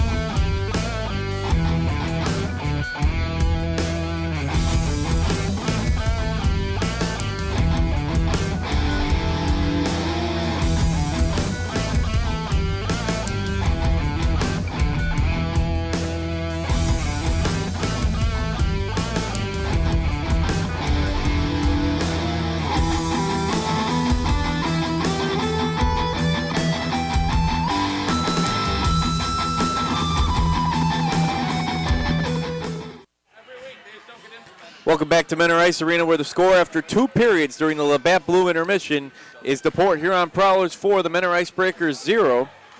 32 shots on goal total for Port Huron. They rattle off 19 in the second period. Menor with 27 total. They have 13, finishing stronger than they started. That's brought to you by Habco Tool and Development. I just saw those Military Appreciation Weekend jerseys that were on the Live Source app stream last weekend, and those were passed out to the fanatics here that won the jerseys. And thank you for being a part of that for Military Appreciation Weekend. Vitamix saves, well, how about 27 for Corey Simons and 28 for Austin Rodebush. Jared's got the scores from around the league, including that Menor Cardinals game, which is in a fourth quarter.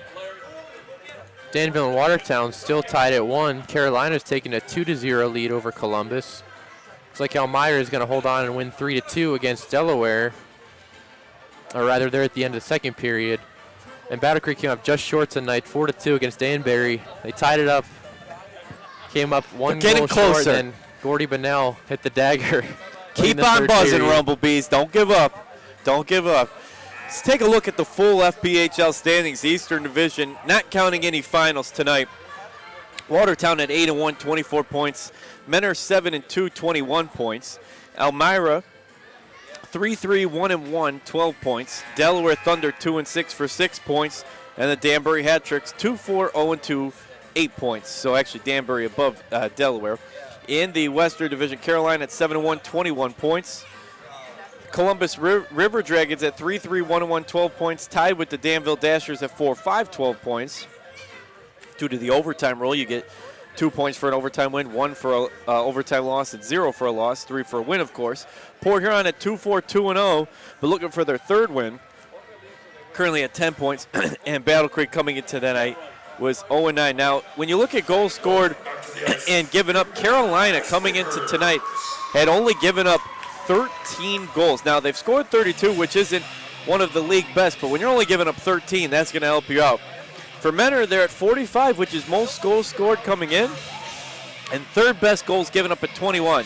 Now, if you're looking at our competition in the Eastern Division, Watertown at the top, 43 goals scored, second most, and 18 goals scored, second least. So you can tell why the Wolves are in first place of the Eastern Division, because statistically speaking, they are higher in the two categories combined even than Carolina. Now, Carolina leads the league in one category, but Watertown, when you're giving up the second least and scoring the second most, that's a pretty good recipe for getting back to a third Commissioner's Cup. Yeah, for sure. And going back to Carolina, kind of a crazy stat so far for the Thunderbirds. They've allowed 1 power play goal, and they've scored 3 times shorthanded. So when they're down a man, they are outscoring the opposition somehow. That's incredible.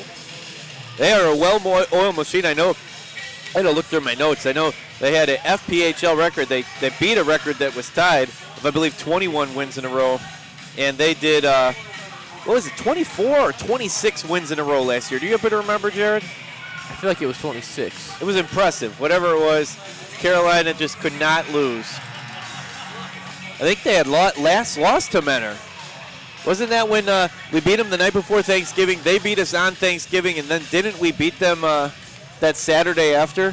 Well, last year the Icebreakers won 2 of their first 3 against Carolina. Yes, so and that then was they it. Proceeded to lose 10 straight against the Thunderbirds, who of course went on to win the Commissioner's Cup. But Carolina, I believe that was their last loss before they went on the winning streak. So now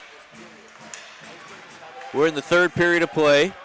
The Prowlers will move left to right again in their white and red and black jerseys. The Icebreakers in their double blue will move right to left. 19:38 remaining here in the final period of play. Icebreakers trailing 4-0, trying to make something happen here from Menor Ice Arena. Nice deke move by Fowler. It's eventually cut off, though, by Prowler defender there. That was Dalton Young on the cutoff. A lot of those passes to nobody tonight from the Icebreakers. Just lazy, sloppy play. Don't want any more passes to nobody. That's not going to work out. First night for the Junior Icebreakers Kids Club to get in free. $15 per kid per season. And you could join the Junior Icebreakers Kids Club You get into select games free with the paying adult, as well as a membership t-shirt card and all kinds of other goodies. Go to MentorIcebreakers.com for all the information. You can also find some information on the Icebreakers Booster Club if you'd like to be a part of that endeavor. Some unique perks to that. So now Parsons has it at the top of the circle, gets it behind the net. Rodebush was pulled over to the left side, almost a shot opportunity there on a halfway empty net. And a whistle on the ice now, 18:56 remaining here in the third period. Do we have a score update on that Cardinals-Eagles game, Jared? Same score, 28-21, St. Edwards. Somewhere in the fourth quarter. Coach Trevisano, 12-0 Cardinals, playing the defending champion Eagles. It was ranked as one of the most must-see playoff games across the nation. So many storylines in that one. We had Coach Trevon for a home opener before the Battle Creek victory as he dropped the opening ceremonial puck drop to start the season here. Butita winds his way around and sends that one behind the net. Chips down the other way here up on the near boards. Diaz will chase it down. Hot on his tails is David Nippert. Now Butita the other way, works it left to right to Conway. Conway unable to keep control of Butita, chips it forward, but the Prowlers will regain control of the puck. Austin Federley ricochets one off the near boards down behind the net. Battling for control of this puck. Clouston will chase it down on his own right defensive circle, bodied up by Portillo, who's had a 2-goal night. Here come the Icebreakers, get it up to Conway. Conway tried to feed it up to Moscow, but another one of those passes that not in the right direction of the trajectory. That was a 3-on-2 for the Icebreakers, and they just blew it. So a 3-on-2 and a 3-on-1 where we never got to see the shot on goal because of that. And you could see all the action thanks to Casey Healy on the video stream and hear it thanks to Al Moon, Larry Romo, and Lawrence Romo on the sound crew. Crawford might have a chance to set up a play, but bounces off the wall and takes too long to set it up. They'll have to settle for setting out right defensive circle. Daniel winds up, sends it wide left. Portillo trying to get it away from Jurovic, the Czech Republic native. Stroyo will flip it forward. Both teams not able to control the puck for too long, volleying it back and forth. 17-14 now remaining in the third period of play. We'll get it to do it again against the Port Huron Prowlers tomorrow night, 6:30 puck drop on Princess, Superhero, and Villain Night. Join us here at Mentor Ice Arena or listen again on YouTube as Rodebush will lean over and make the save. You talked about, if not getting the win, at least setting some momentum into tomorrow. And I don't know if we've quite seen that yet here to start the third period, but it still could happen here in the remaining about 17 minutes to play. Yeah, so far they're just kind of going through the motions, but like you said, there's still plenty of time left to kind of right the ship here heading into tomorrow night. You'd like to at least see, if you're a fanatic, if not a comeback, at least a goal or two scored. An opportunity to do so here as Fowler. Robertson, though, pushes it back.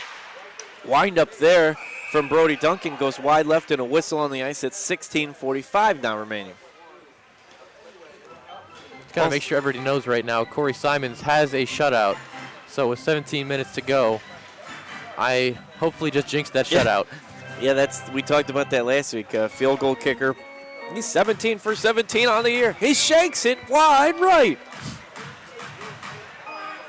Face-off now here in the right defensive circle. Zulkanich for the Prowlers, Farrington for the Icebreakers. Nate Farrington probably has taken the most draws for the Icebreakers in the first 2 years. The righty out of East Freetown, Massachusetts. Also played collegiate hockey at the D2 level, Springfield College. Alex Morrow trying to get involved here in the game, and he's in a strong grapple lockup over there on the far boards in front of the Prowlers bench. Kind of a side headlock by Zulkanich. Fowler almost had an opportunity to find Farrington in the slot, now trying to keep the puck down here. So we'll have that puck drop 6:30 tomorrow, and join us probably around 6:20, 6:25 for the pregame. Nippert works it up to Zulkanich. Zulkanich backhand, and I thought that Nippert was going to have an easy shot in the slot. He does get the shot off, but it's deflected back out. Rodebush in great position to make that save.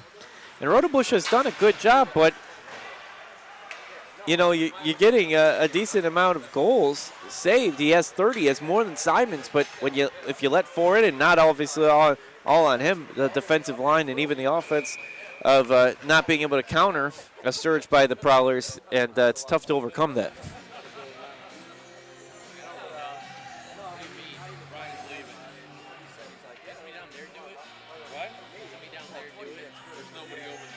So 15:34 remaining here in the third period of play. And now Portillo over center ice. Taps it up to Federley. And trying to get a shot off here. Joe Pace Jr. gets it to the left circle. He's trying to get that over to Hatham Oade. Oade from Houston, Texas. 6'2 righty, 190. Thanks again for joining us at YouTube.com. I'd like to thank our Off Ice officials, Greg Kopp, Russ Arella, Greg Rutella, Warren Lindemere, Brian Kelly, Joe Knight, and Bobby Van Sickle. And a whistle on the ice, so the Prowlers will be on the change here.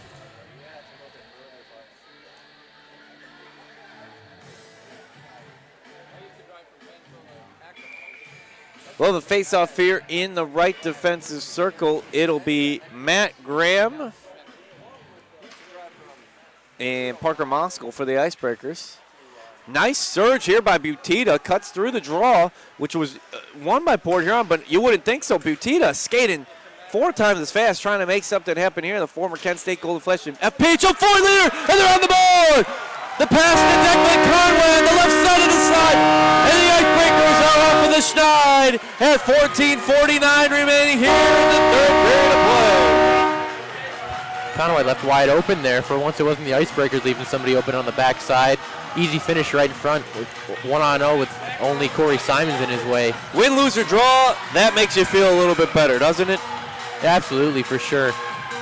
3 goals is a lot better than a 4-goal loss, and you always want to break that shutout, which I successfully jinxed. It only took 2 minutes from the score. Good job, Jared. Thank you. We need you for things like that. And he finds Conway for the big goal.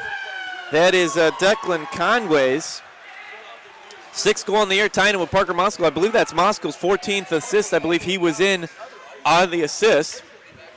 Icing the call here, 14:33 remaining. And the Prowlers still with a 3-goal advantage. But that one definitely feels good if you're an Icebreaker fan here in Menor Ice Arena, where the Fanatics got into it, wooing. You think the Nature Boy Ric Flair beer, and also if you're listening at YouTube.com, a big goal there for your home team. Now Stuart Dant back in the game, behind the net, tries to get it to Crawford. Duncan will come near the blue line and get it. Now Daniel will cycle back at his own blue line, work it up to McKenna. McKenna, nice dish off left side to Crawford. The Detroit, Michigan native, played D3 hockey at Trine University. Daniel, nice give it go to McKenna. The long center shot for the blue line. Brody Duncan, and it's saved by Simons. So Simons finally gives up a goal. He gave up 2 in his other game, but he is still looking to go 2-0 on the year if the Prowlers can withstand the Icebreakers for the final just under 14 minutes. Now a battle down here on the far boards, a bit of a scrum, multiple Icebreakers and Prowlers down there. Zolkanich joins the fray. Everyone using their stick to try to maintain possession. Finally goes down here, past the blue line. Brody Duncan sends a hard pass that will dump down to the net. Any update on the Cardinals-Eagles here as they continue to play fourth quarter, or are we still same score? Got the same score right now, 28-21. They're down. It's nerve-wracking because we don't know how much time's left on this particular one, and you just wonder, do the Cardinals have time to make something happen? Morrow takes a big spill to the ice, and that one was not on his own behalf. He took a hard board up against the near boards. 34-30, the shot on goal advantage in favor of the visiting Prowlers in the white, red, and black uniforms. They are moving from left to right. Icebreakers in the double blue, moving right to left. And it is Moskal on the assist. That's hit his 14th of the year. Butita also gets credit with the assist, his 11th. So that 2-man power trip continues with Conway on the 3rd man. And that's the scoring line you mentioned all the way back at the the first home opener against Battle Creek is that Moscow-Butina-Conway line, although maybe a bit quiet earlier, shows right there, and they're the 3 scorers. Looks like the Icebreakers are going to get a delay of game call here. First one of the game. I think it'll be their second power play of the night. The Prowlers are trying to argue their case, but I don't think that puck was deflected that time. So Moscow will move in tied for second for most goals scored with, or Conway will with Moscow both at 6. Moscow gets his 14th assist, still leads the team, and Butita's 11th. And that puts Butita at 23 points, and congratulations also to Parker Moscow with that assist, his 20th point. So the Icebreakers have 2 20-plus people, and that's why they're on top of the FPHL. And a big thank you to Lake Health for their great athletic trainers and providing the Live Healthy Fitness Center here, catty-corner to Menor Ice Arena. Icebreakers are on the power play, the Lake Health power play, so now is the chance, now is the opportunity to maybe make something happen, because they scored once just at 14:49 remaining, and now having these 2 minutes on the power play, if not now, when, Jared? If not now, when? Yeah, for sure, and looking around the Eastern Division, looks like Danville's taking a 2-1 lead on Watertown. Fowler's got Petita, the slot takes the shot himself, and they had a 2-on-1. And what was that score you were just saying? 2-1 Danville. Tanner Hildebrand with a power play goal 38 seconds into the third period. Put the Dashers on top. Hildebrand scored 2 in the 7-4 loss against Menor on our first Sunday game. That helps us out there, and whether win or lose, if they both lose, Menor would keep it at a 1-goal game. And now here comes Dalton J. Fastly skating. Nice cutoff by Fowler. Gets it to the Painesville, Ohio native Deckard Conway, crosses the blue line. And that's out of play. Will we get a delay of game? Brody Duncan wants one, but the official says no. I believe that one was out of the air. So I'm not going to get a call that time. I'm going to call it a deflection. I see that penalty more in this league than any other league. The delay of game I call? probably see it 3 or 4 times a night sometimes. I would say we'd see it at least every game. Yeah, I think it's happened in every game so far. It's mental errors at this low level of pro hockey. Is this Carolina 2 and River Dragons 0? Is that a final? Or? I believe they're in the third period.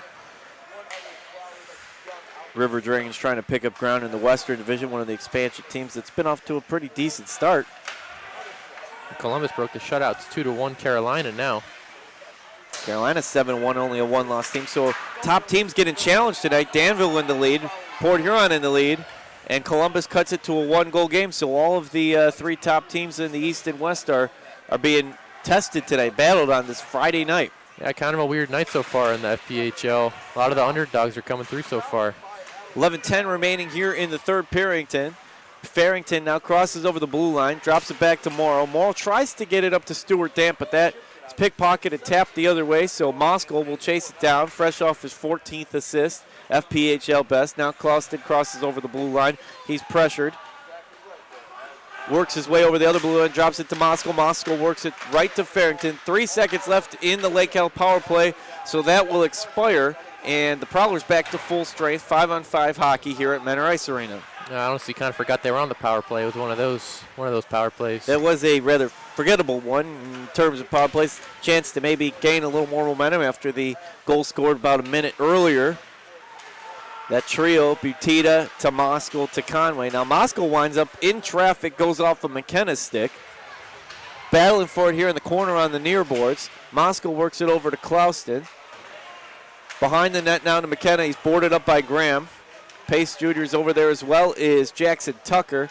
Everyone trying to free this puck, pry it free, and that's really tangled up there. McKenna will finally break away from him. Tucker was trying to get a turning shot from the slot, but unable to do so. And now here comes Dalton J. the other way. Nice cutoff there by McKenna. McKenna to Clauston. Clauston races down the far boards, takes a shot for the right circle. Tangled up, though, and he will fall to the ice there. Going the other way now, Graham clears it out. Crawford will pick it up at center ice. Brody Duncan now. Ricochets one off the near boards. 9:33 remaining here in the third period. Thanks for joining us once again on YouTube.com. Zulkanich was looking to hang on in the slot and get the feed. Unable to do so, but now Port Huron sends a rocket just wide right. Stephen Fowler, nice move, stick handles over neutral zone through the left side into the circle. Loses control of the puck eventually as a trio of Prowler defenders cuts him off. Now Alfonso Diaz works it right to left. Tapped over to Farrington. Farrington over the blue line. Again, another move. They're getting these moves to the circle, but then kind of getting tangled up and cut off by the back line of the Prowlers. Morrow winds up, takes a shot in traffic. Farrington was going for the deflection off the wrist shot.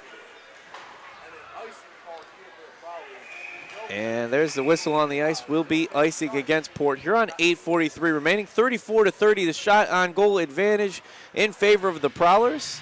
As the third period winding down here, Icebreakers have gotten on the scoreboard, but still trail by 3.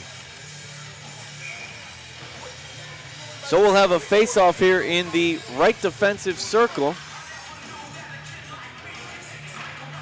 Butita and Zulkanic. Moskal, they pulled Simons a bit out of the net, but that deflects off of his left skate. That one goes wide left now for the Icebreakers. Don't forget Princess, Superhero, and Villain Night tomorrow night, 6:30 puck drop. Dress up as one of those 3, Princess, Superhero, or Villain. A chance to win a prize. Or visit us there on YouTube.com and check out the live stream for tomorrow night's Saturday night game. 6:30 earlier start. Battling for control, trying to get a shot off. There goes wide right, and then Rodebush picks up the rebound, and a good heads-up save by Rodebush to not let the rebound get picked up in the slot. So all 3 of the members of the Icebreakers' top line factored into that goal earlier this period. Jacqueline Conway scored off assist from John Butita and Parker Moskal.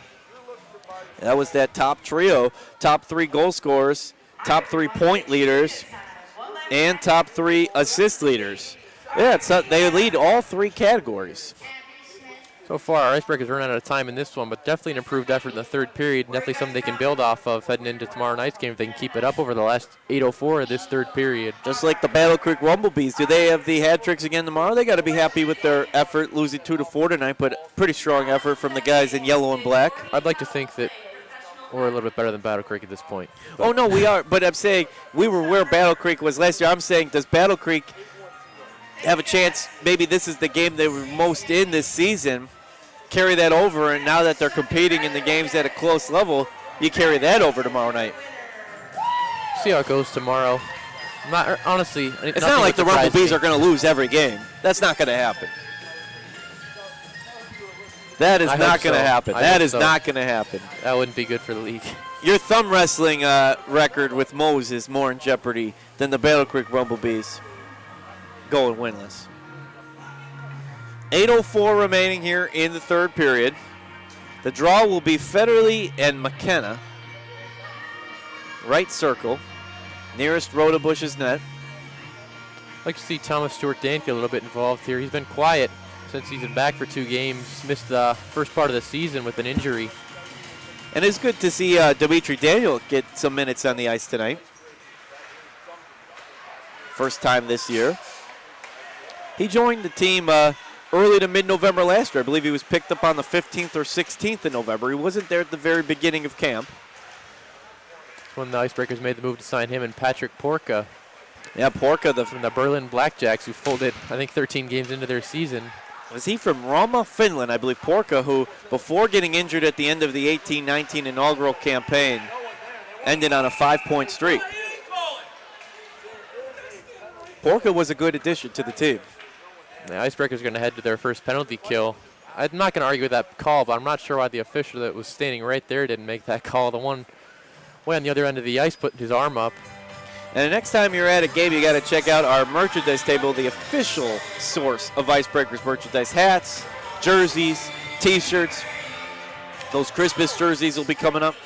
And that 1980 cut from the Duke album Misunderstanding means an Icebreaker is in the box. The Icebreakers are going to play shorthanded and are on the penalty kill for the next minute 54. 7:25 left in the game. Farrington crosses over the blue line. Farrington finds Moore. Oh, and he finds the back of the net. What a beautiful feed and an even prettier shot. That thing looked nice as the goal horns go off, and they capitalize on the Lake Health power play. A big thank you to Lake Health for their athletic trainers, and a big thank you for the Icebreakers putting that one in the back of the net, cutting this lead in half on the power play. Maybe we spoke too soon, talking about how the Icebreakers were out of this game. They cut the deficit to 2 That's their FPHL leading 6th shorthanded goal of the season. And see, Jared, you need to have a bit more faith there. I feel like I've seen too much hockey. 3-goal comebacks in the third period are rare, but anything's possible. That was a beautiful feed, though. Now you still get, Simons has still got the advantage here, having a 2-goal lead. It's not just one. That might be a bit of a different story, but you're not out of this one. That's the main thing, and definitely I would say they secured what you talked about, picking up some momentum. Yeah, it wasn't the Lake Health power play. It was a shorthanded goal, as Jared said, 6th of the season, and they have been pretty successful in that shorthanded category. Heck, it took till late January last year to pick up the first shorthanded goal. January 19th against the Dashers, that snowstorm game, Stephen Fowler picked one up. That was the first in Icebreakers history. They've added 6 more this year, and I believe they had a couple more at the end of last season. 6:40 remaining and 1:08 still left in the penalty kill. It's a 2-goal game. Prowlers up 4-2. Could be an exciting conclusion here. Got to check out the action at Menor Ice Arena. Tickets start at just $13. MenorIcebreakers.com for the schedule. Federally takes a seat there on the trip, but no call. Simons will leave it there for his defenseman, Matt Stoya. Stoya quickly sends it up. Federly's back up. Back to Stoya center. They work it right side to Nippard. Nippard sends a pass bouncing off the boards to Portillo. Robertson still hasn't picked up that 300th point. Well, whether it's tonight, tomorrow, or later, you definitely think he'll get that in the near future. Very surprised if he didn't get it this weekend with the way that he scores, picks up points. And he had quite a bit of success. Actually, he was one of the most successful Prowlers last year. Speaking of success, almost a lot there from Dalton Young, who skated his way free into the right side of the slot. I'm not sure how he skated in so clearly. Maybe the 5-on-4 advantage had something to do with that, but it goes off the back glass here with 5:50 remaining and 17 seconds left of the penalty kill. Then the Icebreakers will be back to full strength. Well, Dalton Young is one of the few, he might be the only one with OHL experience, obviously the top junior league. Kind of a unique story with him. I believe he was in jail for a period of time, and he recognized his mistake, and now he's back here playing pro hockey with the Prowlers. Turns it around. So after the faceoff, battling for control of the puck here in the right corner. 8 seconds left in the penalty kill. 5 seconds left. Icebreakers back line doing a good job keeping him in that corner. Finally get a shot off that rattles off the jersey Rodebush. And the Icebreakers are back to full strength as Isaiah Crawford takes the ice. Port Huron, well, the light went on, the light went off. And are they going to call that a goal? That one, I believe it did cross the line. The light went on. The referee signals for a goal. That one hurts. 5:23 remaining, and Port Huron will add a 5th goal from the slot. Looked like it bounced off Rodebush, then probably bounced back in. Menor quickly cleared it out, but the light did go on. I'm not sure what's going on here because the one referee signaled for a goal. Looks like they're going to talk to the scorer's table now. All the players, for what it's worth, they're still in the Icebreaker zone. Looks like the Prowlers are ready for a face-off, so maybe what isn't going to count. Well, we'll let you know momentarily. I want to tell you about a few of our corporate sponsors. Marco's Pizza, Kemp LLC, Conway Land Title, Toe Drag Apparel, CSP Insurance, Wingate by Wyndham Hotel, Market Street Family Restaurant, Global Real Estate Advisors, Spuddy's Tavern, Vitamix, Homeline, an online real estate company, and Lake Erie Marine Sales. And strike that, reverse it. The goal is taken off of the scoreboard, so it is 4-2, so it hurts a little less. And an icing call here right after at 5:15 remaining. I was convinced that one was a goal because the one referee by the Icebreakers net signaled about 3 times. Yeah, he kept waving his hand forward. Speaking of first downs and pickups, any update there, Jared, on the Cardinals-Eagles? Oh, my goodness, you got to be kidding me. The drama, the history of drama in these two teams, especially in the playoffs, is unreal. It was 21-7. St. Edwards was on top, and now as Jared refreshed it, it's 28-28 overtime. You have to be kidding me. Oh, I can only imagine the tension there. You could cut it with a knife, a steak knife that is, at Byers Field in Parma as the Cardinals battle back down 14, only give up 7 more. And this is win or go home, Jared. So if you lose, it's Coach Triv's last game and these seniors' last game. Butte with a great individual effort there. Conway the shot from the slot, and then the rebound shot gloved by the lefty Simons. Now we'll see who will be in the net since Port Huron has had a multi-tiered approach to their goalies. Be interesting to see who will be in the net tomorrow night for the Prowlers. You got to believe it's going to be Corey Simons. Started last game, playing well again here tonight. Poland has played 6 of the Prowlers games. Fanatics trying to get their fans team back into this one and maybe make something happen here in the final 4:57. That one goes off the safety net. Overtime, though, for the Menor Cardinals and St. Edward Eagles, the defending champions versus the undefeated Cardinals. So many storylines. And we'll have a lot of storylines carrying over to tomorrow night's game here for Menor Ice Arena. Menor hoping to continue that momentum tomorrow night, although they're still trying to make what they can with the little bit of time left here today. Port Huron at the other end trying to get that 5th goal that was waved off. Dalton Jay, every time he touches the puck, you're almost scared he's going to cut to the net and just outskate the defense. He's got so much speed. It's not something you see a lot at this level. He had that insane cut in the slot earlier on the right side where he skated unguarded, and that one he sends up into the rafters playing Plinko as it falls its way down to the ground.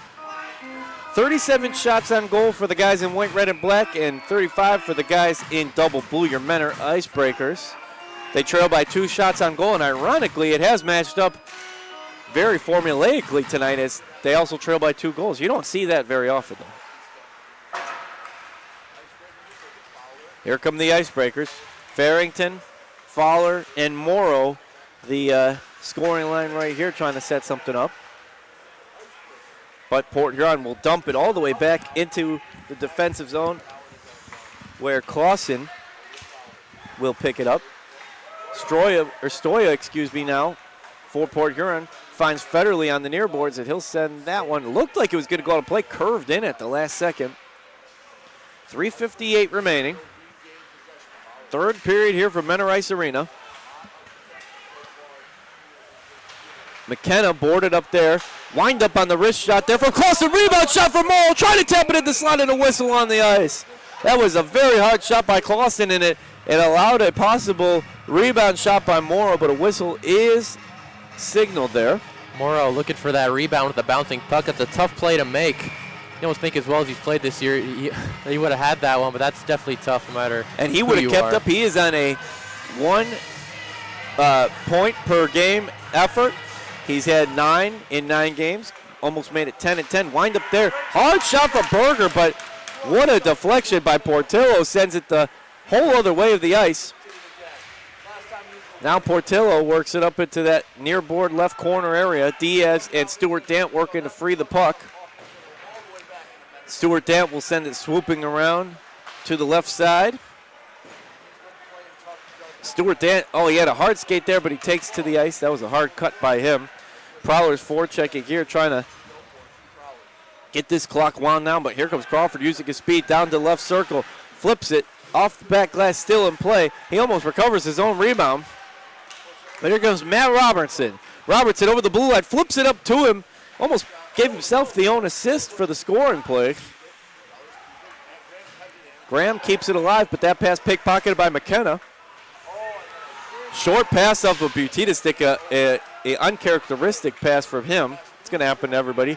Jay's pass is stolen, though, and now racing down the left side is Moskal. That pass gets off of the stick there, outstretched from Dalton Young. Icebreakers will have to cycle back. Conway, the lone goal of the game.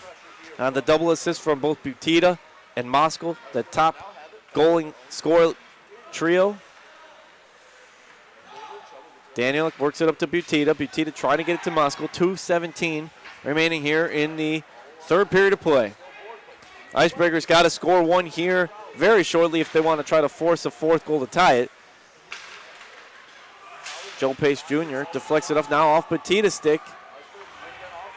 They lose control of the puck. Prowlers with the long pass up to Nippert. Now Nippert drops it back. Zulkanich loses it now. team's kind of volleying it back and forth here. Not sure what the point of that was. He had 5 icebreakers in the zone. They had plenty of time to make a pass. Start to get something developing offensively, but they just sent it down to the Prowler zone. That puck has slid from goalie to goalie in the last 30 seconds. Now glove down by Butita. He's got Fowler and a whistle on the ice. Against the Icebreakers will be an offsides call against the guys in double blue.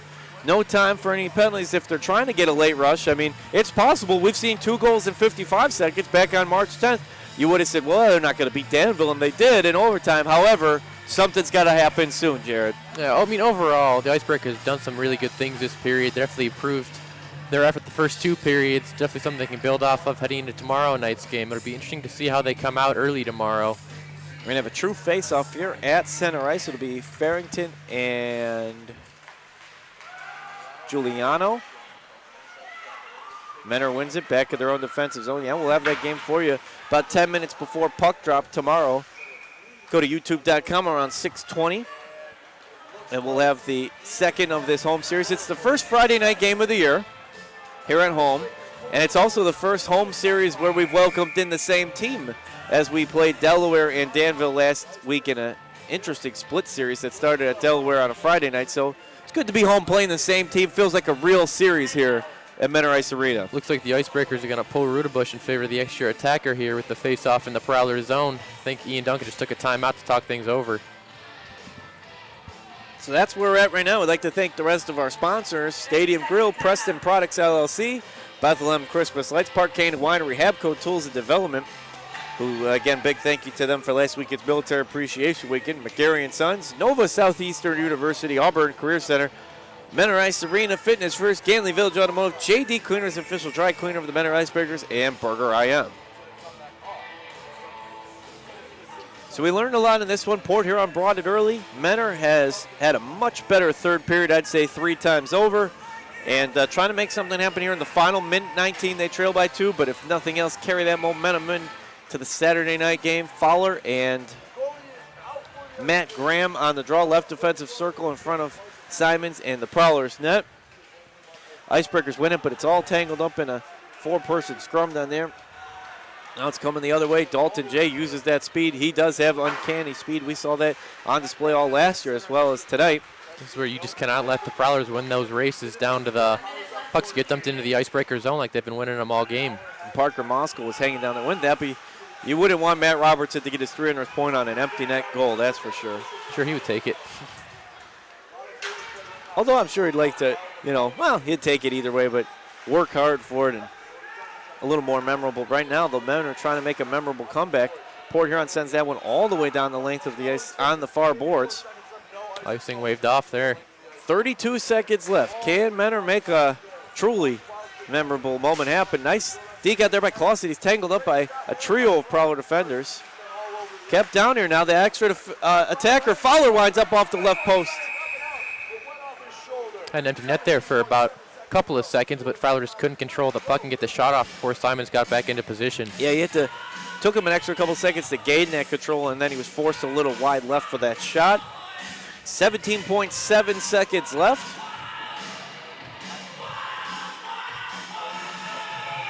Icebreakers with a strong third period effort to close out this one. Face-off, we'll see Farrington take the draw for the home Menor.